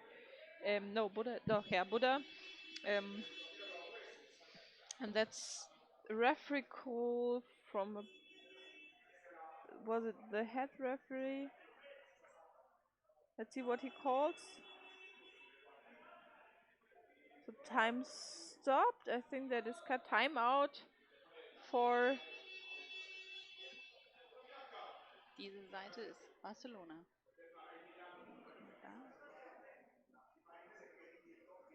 we Should couldn't be, see a clear signal from the nee, that's referee, Zurich. but we have a timeout by Zurich.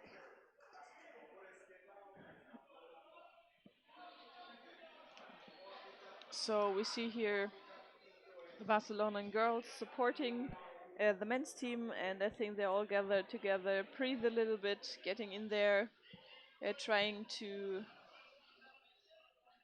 really do their job there. Like roughly 6 minutes left of this game. Yeah, I was just thinking, how many minutes do we have still that one team can succeed Yeah. or win the game? 20 seconds left, and I think they discussed the final strategy to bring everything in and put all the power they still have and score finally. Yes. Both teams will do the same, so we are even on a higher level in the next few minutes. Yes. And on the same equalizing part. Maybe it's coming to shooting after because no one of the team will score. Which one will score? When nobody scores, it goes to penalty shootout. Yeah. I can't really take sides here because I know some of the Zurich players as well. They're playing in my team. But I know the Barcelona team quite well too. So may the best team win. Now we see a really strong attack. That's what we were missing here. 3-4 people, and that's a goal. There was They the were Barcelona attacking goal. and not alone. They were really in the wave. They were around the basket. 2-3 Barcelona players. I couldn't see who did it. I saw number 7, Leonardo Artegoaki, trying to do it in, but there was another player coming, helping him. Nearly 5 minutes left. Yes. 40 seconds. So they really gathered in this 1 minute timeout. But now we see Zurich attacking also really strong. They're at the Barcelonan basket, trying to get in there as well. But were tackled away by Camilo Gaitan, number 9, going up to the surface. And there's still the chance that they can score as well. Yes, definitely. Because they are running in with the same intention, with the same power and motivation. Yes. And right now we see now number 69 Juanches has the ball, but it was referee call. It's a free throw against Barcelona for, it looked like holding, but we didn't see a clear signal from the referee here.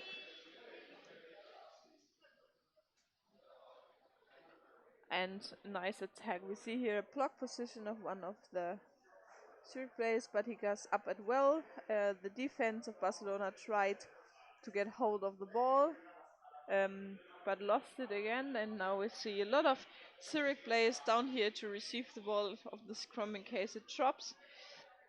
And now the scrum is moving towards the Zurich basket. Yeah, they put all in to tackle away the Zurich players, and still the Zurich players are just not closed in a team going down. There's Yes. one person and then tackled away. There's not fast help, but I think there's still a chance. Maybe a counter attack fast enough Yes. could change the situation. So we still at a scrum at the surface. 3 minutes here to play. Zurich get hold of the ball, trying to check forward. Still at the surface playing. I see much more surface playing here than in the first half of the game, but less free throws. And Zurich players now. Yeah, they're really trying to get in there, playing around the basket and coming from the open side, attacking the goalie. But there's number 15, Carlos, the forward, holding onto the ball, getting catch of it. And now he passes down to Alexis, number 81, trying to check forward, but going up again. There was missing one player down there, but Barcelona now is attacking in a really wave, but going up. I think they're all tired from the weekend. And but right now we see nice established around the basket, some Barcelona players, but Zurich is really defending very well with a lot of players down here. But as you said, Yes. Barcelona coming in a wave and not alone, waiting for the ball close to the basket, and they are there doing their game. That's the first free throw for attacking the mask for Barcelona against Zurich. Okay. I was just about to say that could be a chance for a second scoring for Barcelona. They were really close and So still there's concentrated. Jeff coming in, Precise passing nicely. And there we see, like, that's the wave we talked about. There are 2-3 players down there. But Zurich is aware of that now, coming down, tackling away, or even scrumming up to the surface. It was almost clear a loss. position playing. That could be the next chance for Barcelona. We see here number 3, Buddha, trying to make the pass. And then from the close side, that was number... Oh, I couldn't see the number, but the somebody see who it was. There he comes out, far to the right. I don't know who did the goal. So, 20 seconds left for the second half of this game. That means Barcelona will win this game number 50 of the 2-0. Champion Cup. Yes. 2-0. Right. Yeah, it could be Alejo who did the goal. I couldn't get a clear image. And that's it. That's end so of sad. game 50 here at Champions Cup 2019 live from Berlin. Barcelona is with this win in ninth of the men's In the ninth position, right? And from 13 teams playing here, and Zurich goes then with the 10th place home. That was the last game for this tournament. We saw really nice playing here from both teams, attacking and establishing an attack, and also defending really well.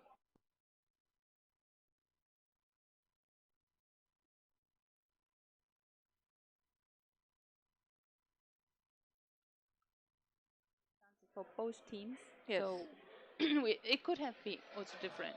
Yes. It's always like really interesting. It will be decided on the physical condition on the teams on the third day of a tournament. It's not always like, yeah. What is the criteria sorting out? Can you identify? For winning or for. Yeah. So It depends on your mental state of the day, on your physical state of the day. I think 3 days tournament is really exhausting. But we saw two teams really wanting to win this, really wanting to play again against each other. So I think it was a nice, fair game. We had a lot of free throws though, but I think the best team wins, and so they Wins did a nice today. defending, and today it was Barcelona because Zurich couldn't get really close to the ball, or the forwards were doing a quite good job for Barcelona trying to catch the balls Yeah. away going up to a scrum, and then Zurich did two faults or two mistakes, and this Barcelona just saw them, got in there, and the first goal we saw from them was really nice because they attacked in a wave. In a wave, in a close wave, Yes. together acting as a team. And Zurich was sometimes one person really having a chance at the close at the Barcelona's goal, but being still alone. Another team member would make a difference. Yes. I was just talking about may the best team win, and I said the best team, and I was searching for something to say, and now I'm quoted from Colombo here, the best team, Annika, 24th of November 2019. Yeah. So thanks for all the guys from Spain watching. I got the joke. I do always la tuya for Laura y Diego. And now we're going to concentrate on the upcoming game. The Next upcoming stream game, the next will be one. the from Australia, goals from Queensland against goals against. I have to check all No, these. isn't it different- there? That's Which line? Barcelona. Their goals. Goals against Vienna. Vienna will be playing in white, and goals will be Okay. playing in blue. That will be also an interesting Yes. game. We saw some quite nice performances of both teams. So Australia has had a further journey here, but they really are playing a good game. So the girls from Australia couldn't come, but Goals is the men's club from Queensland, and Vienna also did some strong performances here. They won in the penalty shootouts against Barcelona. They had a game, and that's goals. Yeah, and both teams are in full set, right? Yes. And full replacement, exchanging. So 6 in, 6 out, full set. Interesting game. Yes. Well, I think Australia is in position to win. So I Should talked. we give in a tip? position to win. It depends. Like I talked yesterday to Lobby from the Golds, and he said they have some quite experienced players, and they also have some new players. That's their first Mhm. time in an international tournament, coming for the first time to Berlin to Champions Cup, which is a really high tournament, an important tournament in underwater rugby. And I think it will be equalized because Vienna is really strong and experienced. So let's see how it goes. May the best team Yeah, win. and they do have a national player from Germany in their team, a previous national team player is Torsten Torsten, Lüske. playing for Vienna, really experienced. Yes. But I think The Unidive goals, they are motivated extremely. Yes. Coming that long distance over to Berlin, it's like a great thing, and that keeps you forward. I think. Yes.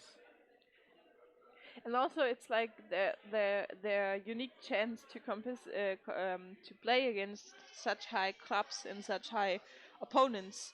Because in Australia, you yeah, have they establish a really good system, and that's the horn for. We are online. There was, I thought it was a start. Yeah, Yeah, now it's a but start, so we had a little bit delay here. Um, so it started really strong from the white team. That's Vienna here playing. They really tried to get in there. We saw a few more games where in the first 2 or 3 minutes there was a goal just to settle a little bit the game, to not Mhm. struggle so long as Barcelona did in their game before. And right now we have a strong counter attack from the goals. Um, Passing nicely down here, attacking in a wave of three.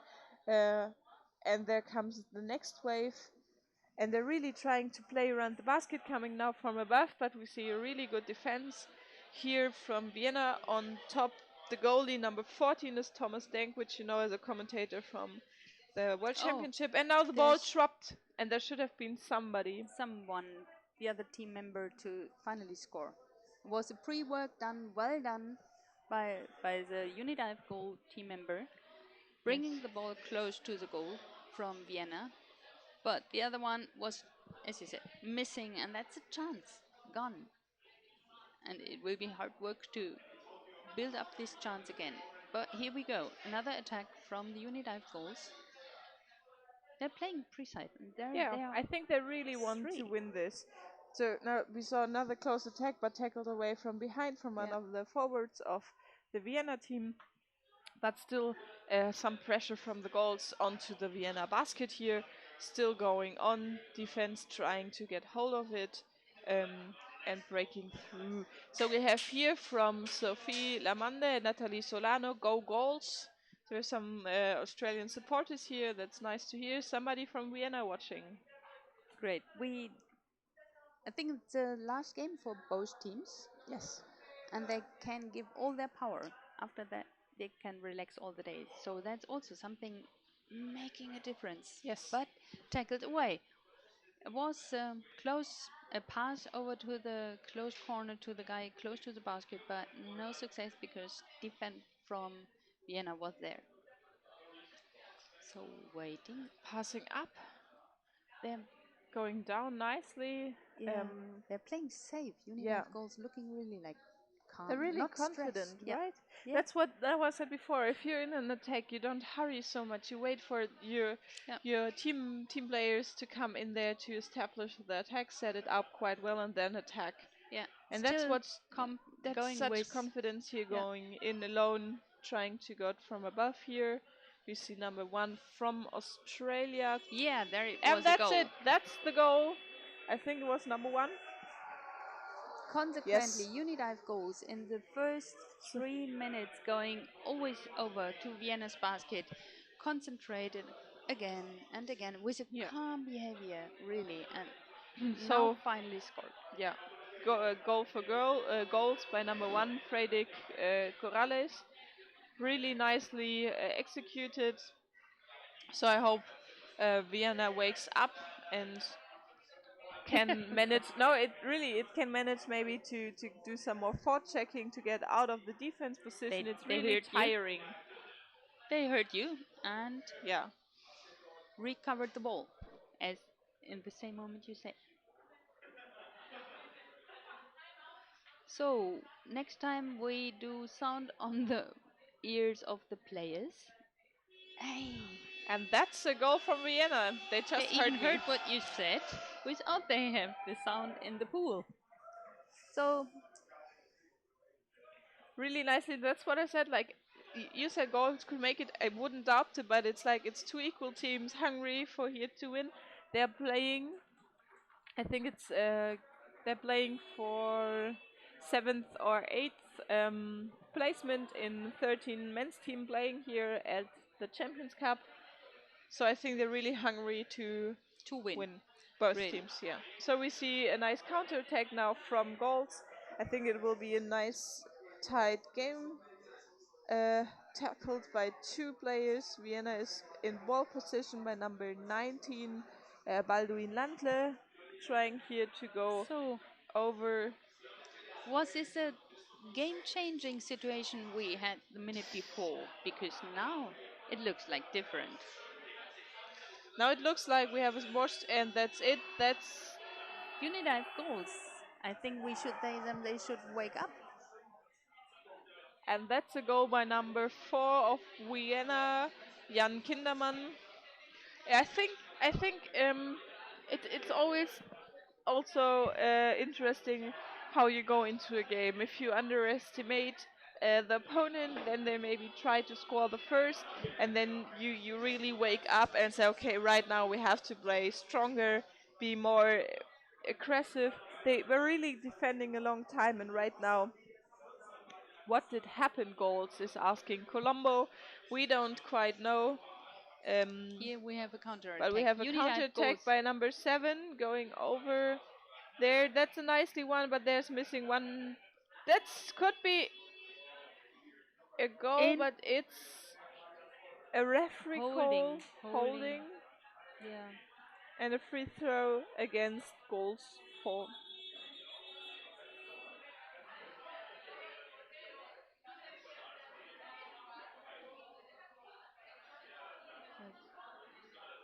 That's a timeout for goals. Yeah. That The I referees think weren't quite that's a sure good what would decision happen. to have a timeout. Yes. Still come together, calm down a little bit, because in the very first beginning they had the Unidive goals. They were really calm Yes. and really nice, playing concentrated. And the last minute we saw like losing concentration. Yes. Self-confident, as you said, self-confident was gone. No, coming back to that will be the rest of the game really interesting. Yes. Because this will be changing. Um, eh, Nearly equal teams playing a good rugby here, and it's really nice to see how it's going forward. Passes are going, people are in the position to finally score. It's really great. So it is a training by watching, so everyone watching these games playing next time in the training quite different. So Yeah, and we see here in the camera number 88. He told me yesterday it's his first time here at Champions Cup, but I think they're really trying to get in there. Playing against Vienna isn't always easy, but the men are doing a good job. Now we have quite more set defense here from goals. Um, recovering, so we see here number 1 from goals. being outside of the game Playing, yeah. area. Yeah, that's playing outside the area, and it's a free throw for Vienna. Shortly after the first one. Oh, we see here number. Ah, Vienna is taking time. yes. I think they're much more confident, but Now they're in a lead with 2-1. Trying to get in another one. That's a nice chance, but he was tackled away by right. the defense from goals. Trying to hold on here so somebody could help the defense player. We see here nicely recovering Still from in the Vienna. Vienna's Still in ball team. position, but right now number 11 tries, but couldn't succeed in tackling away the ball. Waiting. They're also doing this. Waiting down. Sometimes you see, That's a referee call, yeah, and it's a clear free throw against Vienna, but I couldn't see a clear signal why. right. Sometimes when the team member with the ball is waiting for coming of the wave or the other next step of the strategy, they're going upwards to the surface, and Yes. this is really often destroying the flow. And it's really making a difference when they wait in the corner down on the button, and then when the next wave's coming, it's really like more often successfully. Yeah, so we have here 1 minute 40 seconds left in game 51 of Champions Cup. Coming We really see right now close. heavily attack onto the goals basket. So for everybody who's new watching it, Unidive goals came from Queensland, Australia. Australia, as the Australians would say. And then we have a scrum at the surface right now, trying to break through. They're trying to check, and we know there's number 17 of goals, Jared Carney, trying to reach here the Vienna baskets, and now they maybe have the chance to establish one of their calm attacks here in waves to not That's lose hard. it again. But there's 3-4 players Yeah. against one Unidive player. Now we see here Like number there again, the Yes. Unidive goals was so great looking in the first few minutes, like so concentrated, yes. so clear position playing, and now they're losing, like looking confused, being alone, as you said, with Yes. three Vienna Trying to here team to members. tackle. They tackled And away the. that's really dangerous. Yes, it's a dangerous situation here at the basket. So we see here number 3. That's Hannah lying on top as the goalie. Yeah, it and is that's number 21. But she was quite Thorsten Lütke. the goalie was quite long time alone, so defense was missing. That's really sad. And it was Halftime. good. Yeah, You see here still on play. the floor. You see the goalie breathing. Number 3, Hannah. She played for Australia in the women's national team.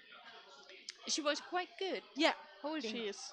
but But it's two always Vienna guys. Yes, Two. two Vienna And she guys was against alone, one girl so is heavily. She did it really good. She did a great job here, but a girl against two Vienna guys, tough.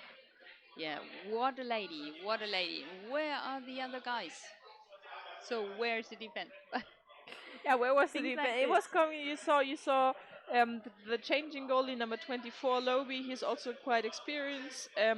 He really wanted to get in there, couldn't get the chance, and then there was the goal. It was Right. just it's seconds in underwater rugby that decide sometimes a game. We have now 3-1 lead for Vienna, for UWRC Wien from Austria.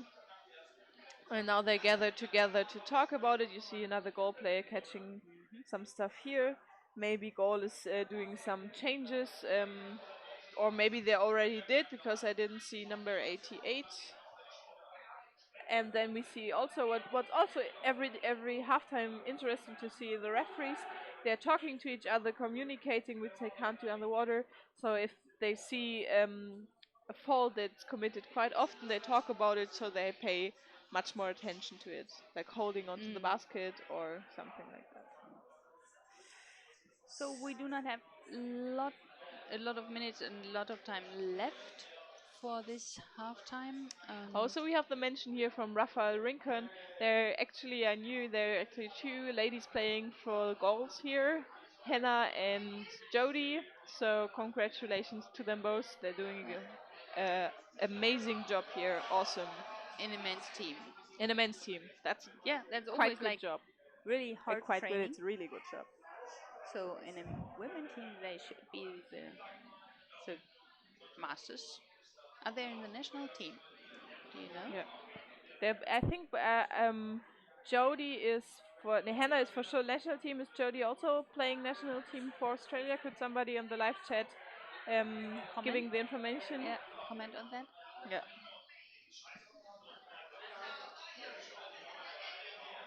Em, Andrea está preguntando por el resultado de Barcelona. Barcelona, what was the end? Barcelona ganó 2-0 y quedan o ninth place in the tournament.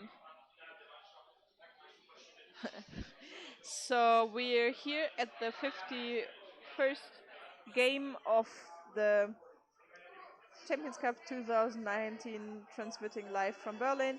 We right now see starting of the second halftime of a men's team goals from Australia against Vienna from Austria. We see right now a struggle in the middle for the ball possession. Number 11, Matthias Neunteufel, got the ball. They're trying to establish an attack here at the goals. They're And missing the here defender, but there's still so we much go. people that we can't quite see. But I think they tackled away here, trying to move away from the basket. And there is another Vienna team member at the right time in the right position to get the ball recovered. And So still putting high pressure on the Unidive goals basket. yes.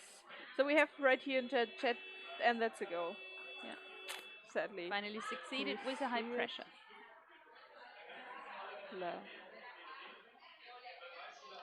Can't read the chat from here. What's going on?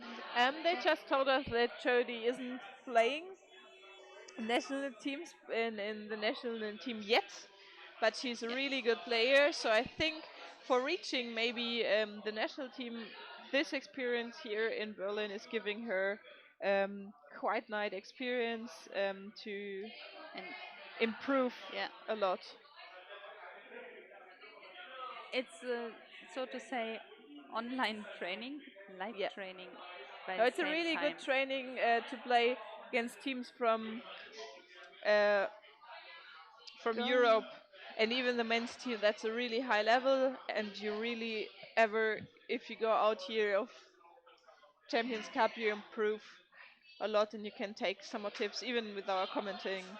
So now we see another attack on the goals basket here from Vienna, really high. There was tackled away by some of the forwards, but still the two Vienna players trying to get catch of the balls. And now a counter attack for Unidive goals. And now go. Still alone. That's others the need first to catch scorer, number 1. Oh, now we see that's nicely positioning around the basket of Vienna, what we saw before from goals, but we are at the scrum at the surface right now. Now still in This ball is possession, working. but And there wasn't tackled somebody away. there, so the ball Defend is from back in Vienna. position from Vienna. Successful and Vienna counter attack.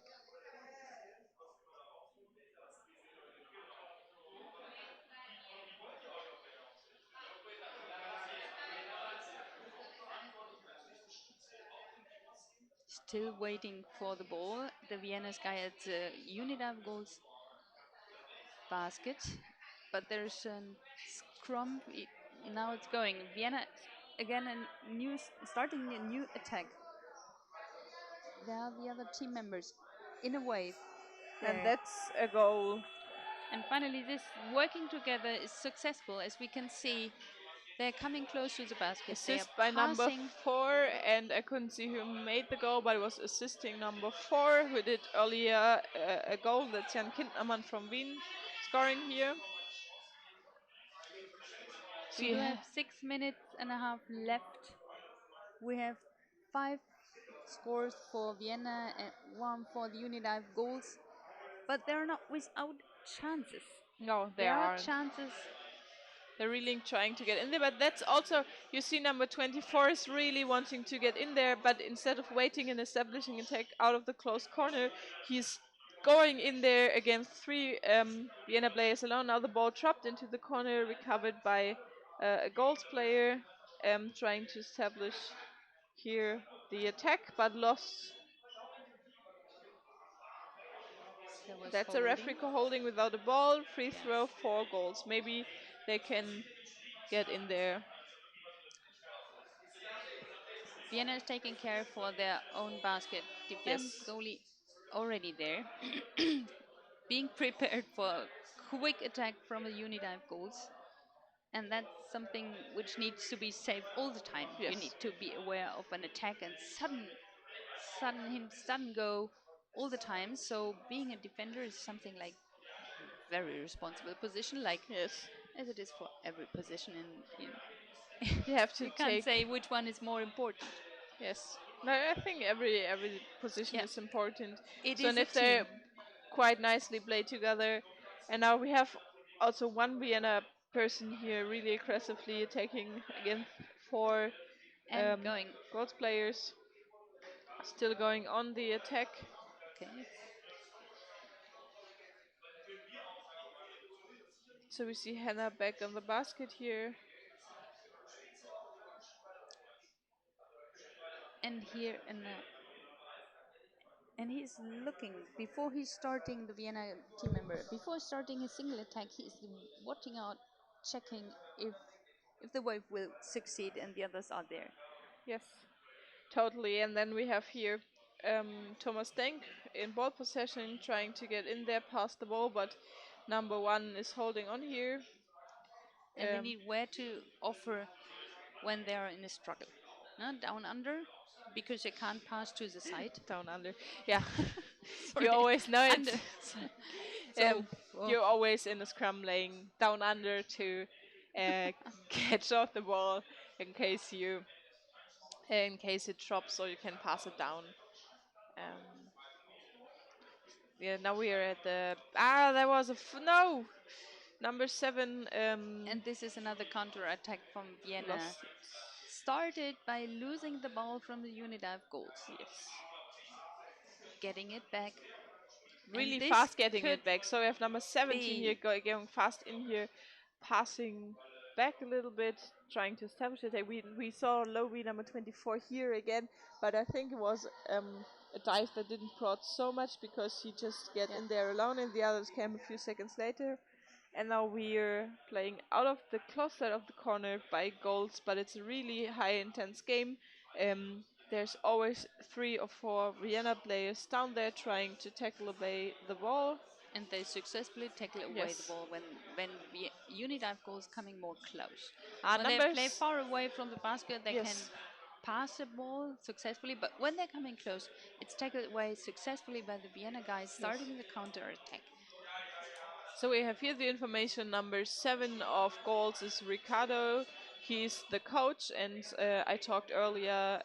I think it was his dad and his mom was there also, and he founded the club in Valladolid, Spain. That's very interesting. Right now, living in Australia, playing there. So we have a free throw against goals here. And 2.5 minutes left. And clear positioning from the Vienna guys at the. That could resolve in a goal, but there's right down there somebody to Ooh. try to save it, but it resolved in a goal. But she hold it Yes, a long time. but they Again, were like, it wasn't just going in there doing the technique of scoring, but really holding on there. Goals playing nicely together, trying to defend here, and now they're attacking again.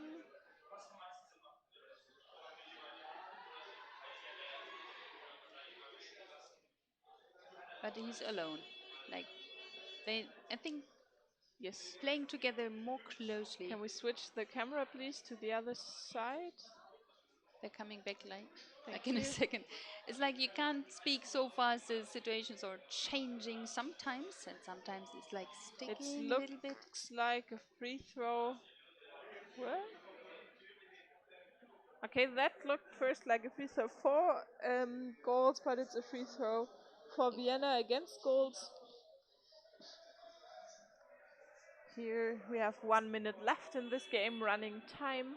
So they're playing of 7th and 8th position in men's. That would be really interesting. So 50 seconds left. Another heavy attack onto the goals basket by Vienna players.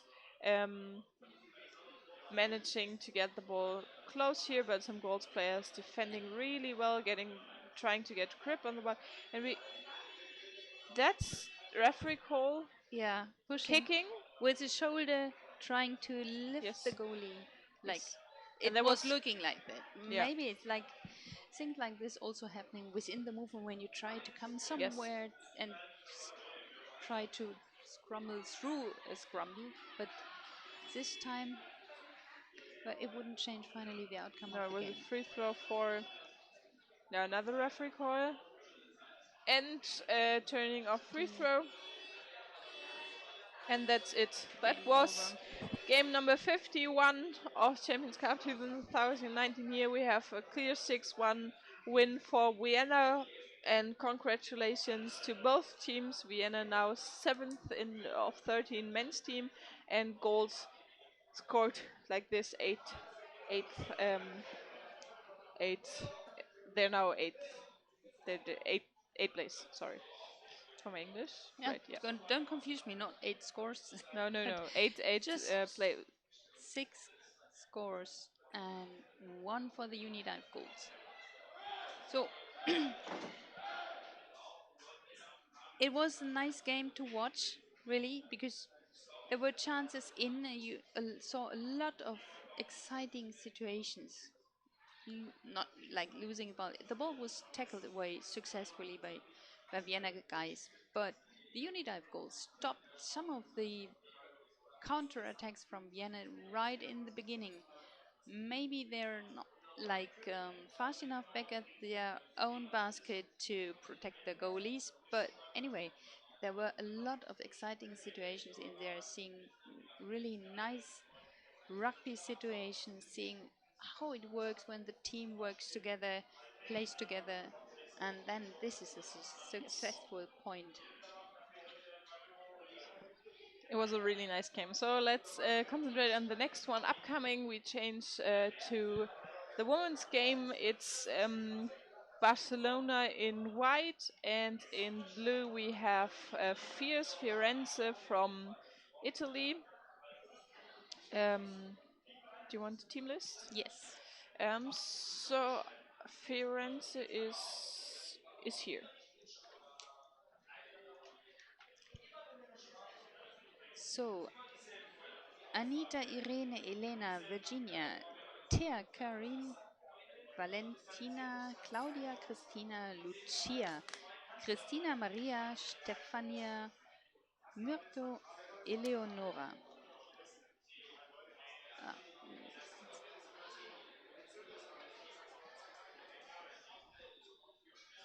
so we will have a full team in the water, 6 in, 6 out.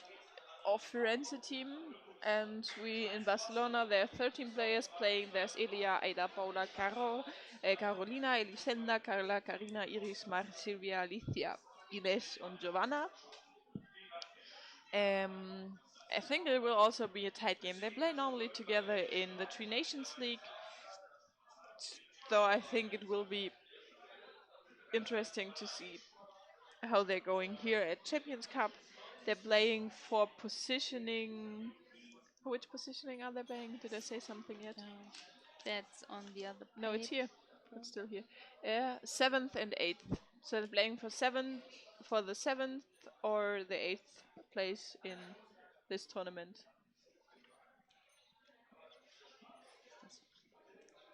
Yeah. It's a little bit complicated. Wait a second.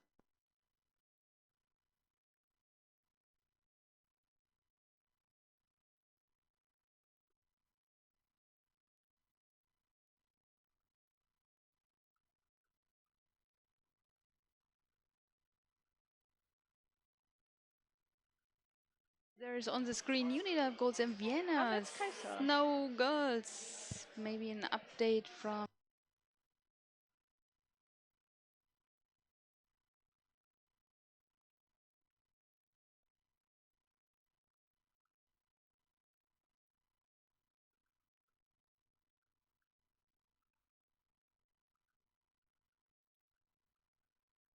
Image is back. Number 20, Iris, is Iris. Sometimes I pronounce it English. So Is yeah, that's confusing me. The settings on the screen. Um, And that's the first referee call for strangling against Barcelona for strangling. Free throw for Fierce Firenze in blue. Please change the names on the live stream. Really nicely executed free throw here. Two players accompanying each other, positioning their third one, trying to come from the open side of the Barcelonan basket. Now we have a recovering of the ball by Giovanna, number 83 of Barcelona, and another referee call. Holding without the ball, that's a free throw Updated settings. for Barcelona against Firenze. Elisenda receives the ball, tries to check forward, is accompanied. Please change. Yeah, thank you. They're now trying to play nicely around the basket here. Number 23 is getting in there. Firenze But tackled away yeah, the ball. the defense player of Firenze really nicely recovered the ball, Yeah. taking it out to the other side. And we see here lying down under again some players for receiving the ball in case it drops. But you see, despite this scrum, now Barcelona recovered the ball, Firenze stayed in defense position. The goalie was there all the time. I think they know each other quite well of playing against each other um, in the Tri Nations League. So I think they know what they can expect from each other. So a well-experienced team, which is something when you just are in a scramble, don't see much. You need to be aware, and you just need to trust that your team member is there without sometimes seeing them. Then you pass, and it's great Yes. when your team member is there as expected. You cannot always see because it's too scrumbly. That's the position playing part making the difference sometimes, but it's not always like No. depends on the situation, and it's really changing quickly, so it's not true for every situation. Yes. So they're really trying to get in there. We have heavily attacking of Barcelona here, putting pressure onto the Firenze basket. We see here the forward number 21 coming in. But the defense of Firenze is working really good, doing a nice job here to get away Yeah. the ball. But we now again at the scrum at the surface coming down here by one of the Barcelona players. It's really interesting to see. So you see here Firenze defending for a long time, but they're doing an awesome job here. The defender, As quick as the yes, attack is coming, the defense is there, going down, moving quickly. The same, yeah, but that's a necessity. It has. You need to be the same speed. yes. Otherwise, it would be the Oh, score. there's number 55, Alicia from Barcelona. She And has this is really, that's a chance. But she dangerous, tackled but away by the yeah. defense. And that's really nice to see here that Firenze is doing the effort, that these positions are trying to catch away the balls. Now No scoring yet, so we have a slightly robbed. Wow, that was really close. So almost one of again the close. Barcelona players could steal the basket, but one of the Firenze players nicely recovered the ball, putting it out to the scrum at the surface. But now there's missing one, slightly more underneath, and some Barcelonas, I guess, Someone pushing to towards start the basket. so the others can pass down, and then it's going on. So 5.5 minutes over from this first half of game 52 between Firenze and Barcelona females game. Playing for position, as you said. 7th and 8th. Yep. And that's a call from the referee. Free throw for Firenze. So maybe with this holding without the ball, and maybe this free throw really can result in a chance to establish a setup on attack really nicely from Firenze after the long period of defending there. Yeah, what we sure can expect is a really interesting next situation. So everyone outside there Yeah. is keep watching. So this will be really interesting. And for everyone doing underwater rugby, you can learn a lot when you just watch, see where's who, when, why. Yes. Why are you there? Why you're not somewhere as expected? And that's Yes. Oh, that was a nice pass over yeah. the back from Iris, trying here, coming over the cross side of the corner, and they're lying nicely around the basket, but the defense is really strong here from Firenze. Now we have number 17 coming in here, despite what's on Yeah, her defense fence. successful. Oh, that was close call. That was really straight. They You really think know close because defense already had their hands on the ball. Yes. So So then we see it decides which person is stronger. And this was so still number 17 down here. when Firenze now having the ball and let it go, keep their time to prepare the next wave, and that Yes. was seen Now before. defense is missing. Let's see if this results in a goal. But there came the forward from above, tackled away the Yeah, attack. and stop the attack. Now Yes. it's again. Is Firenze a little bit losing concentration? That's the referee call for. It's not clear. We didn't see the signal. But it looks like a free throw for Barcelona. We see here number 17, Karina Teschert, stealing the basket. 2 or 3 more trying to steal the basket, but There was something more going on incorrect. here. Yeah, starting too fast. They even managed to change here Timeout. timeout. That was a good call for a timeout because Barcelona's construction. Now we do, as commentators, also have a timeout because we do have a blind screen here in the commentators box, and I But think so far it online was as well. Yeah, but it was a nice call for a timeout right now because you saw Barcelona stole the basket. There were so many players down there, even changing on top of the basket of the opponent's basket. So, call for timeout will mean they will be recovering. They will Coming be down. yes, Remember the strategy which was planned. So yes, maybe that was what we thought we should do, yes. and you need sometimes this moment for remember coming down and putting into your mind what the aim is, and then you can much more better concentrate. And it was looking like Firenze a little bit losing concentration because defense was not there when they Yes. needed it. So that's a good call from Firenze. So they can set up the defense right now when Barcelona is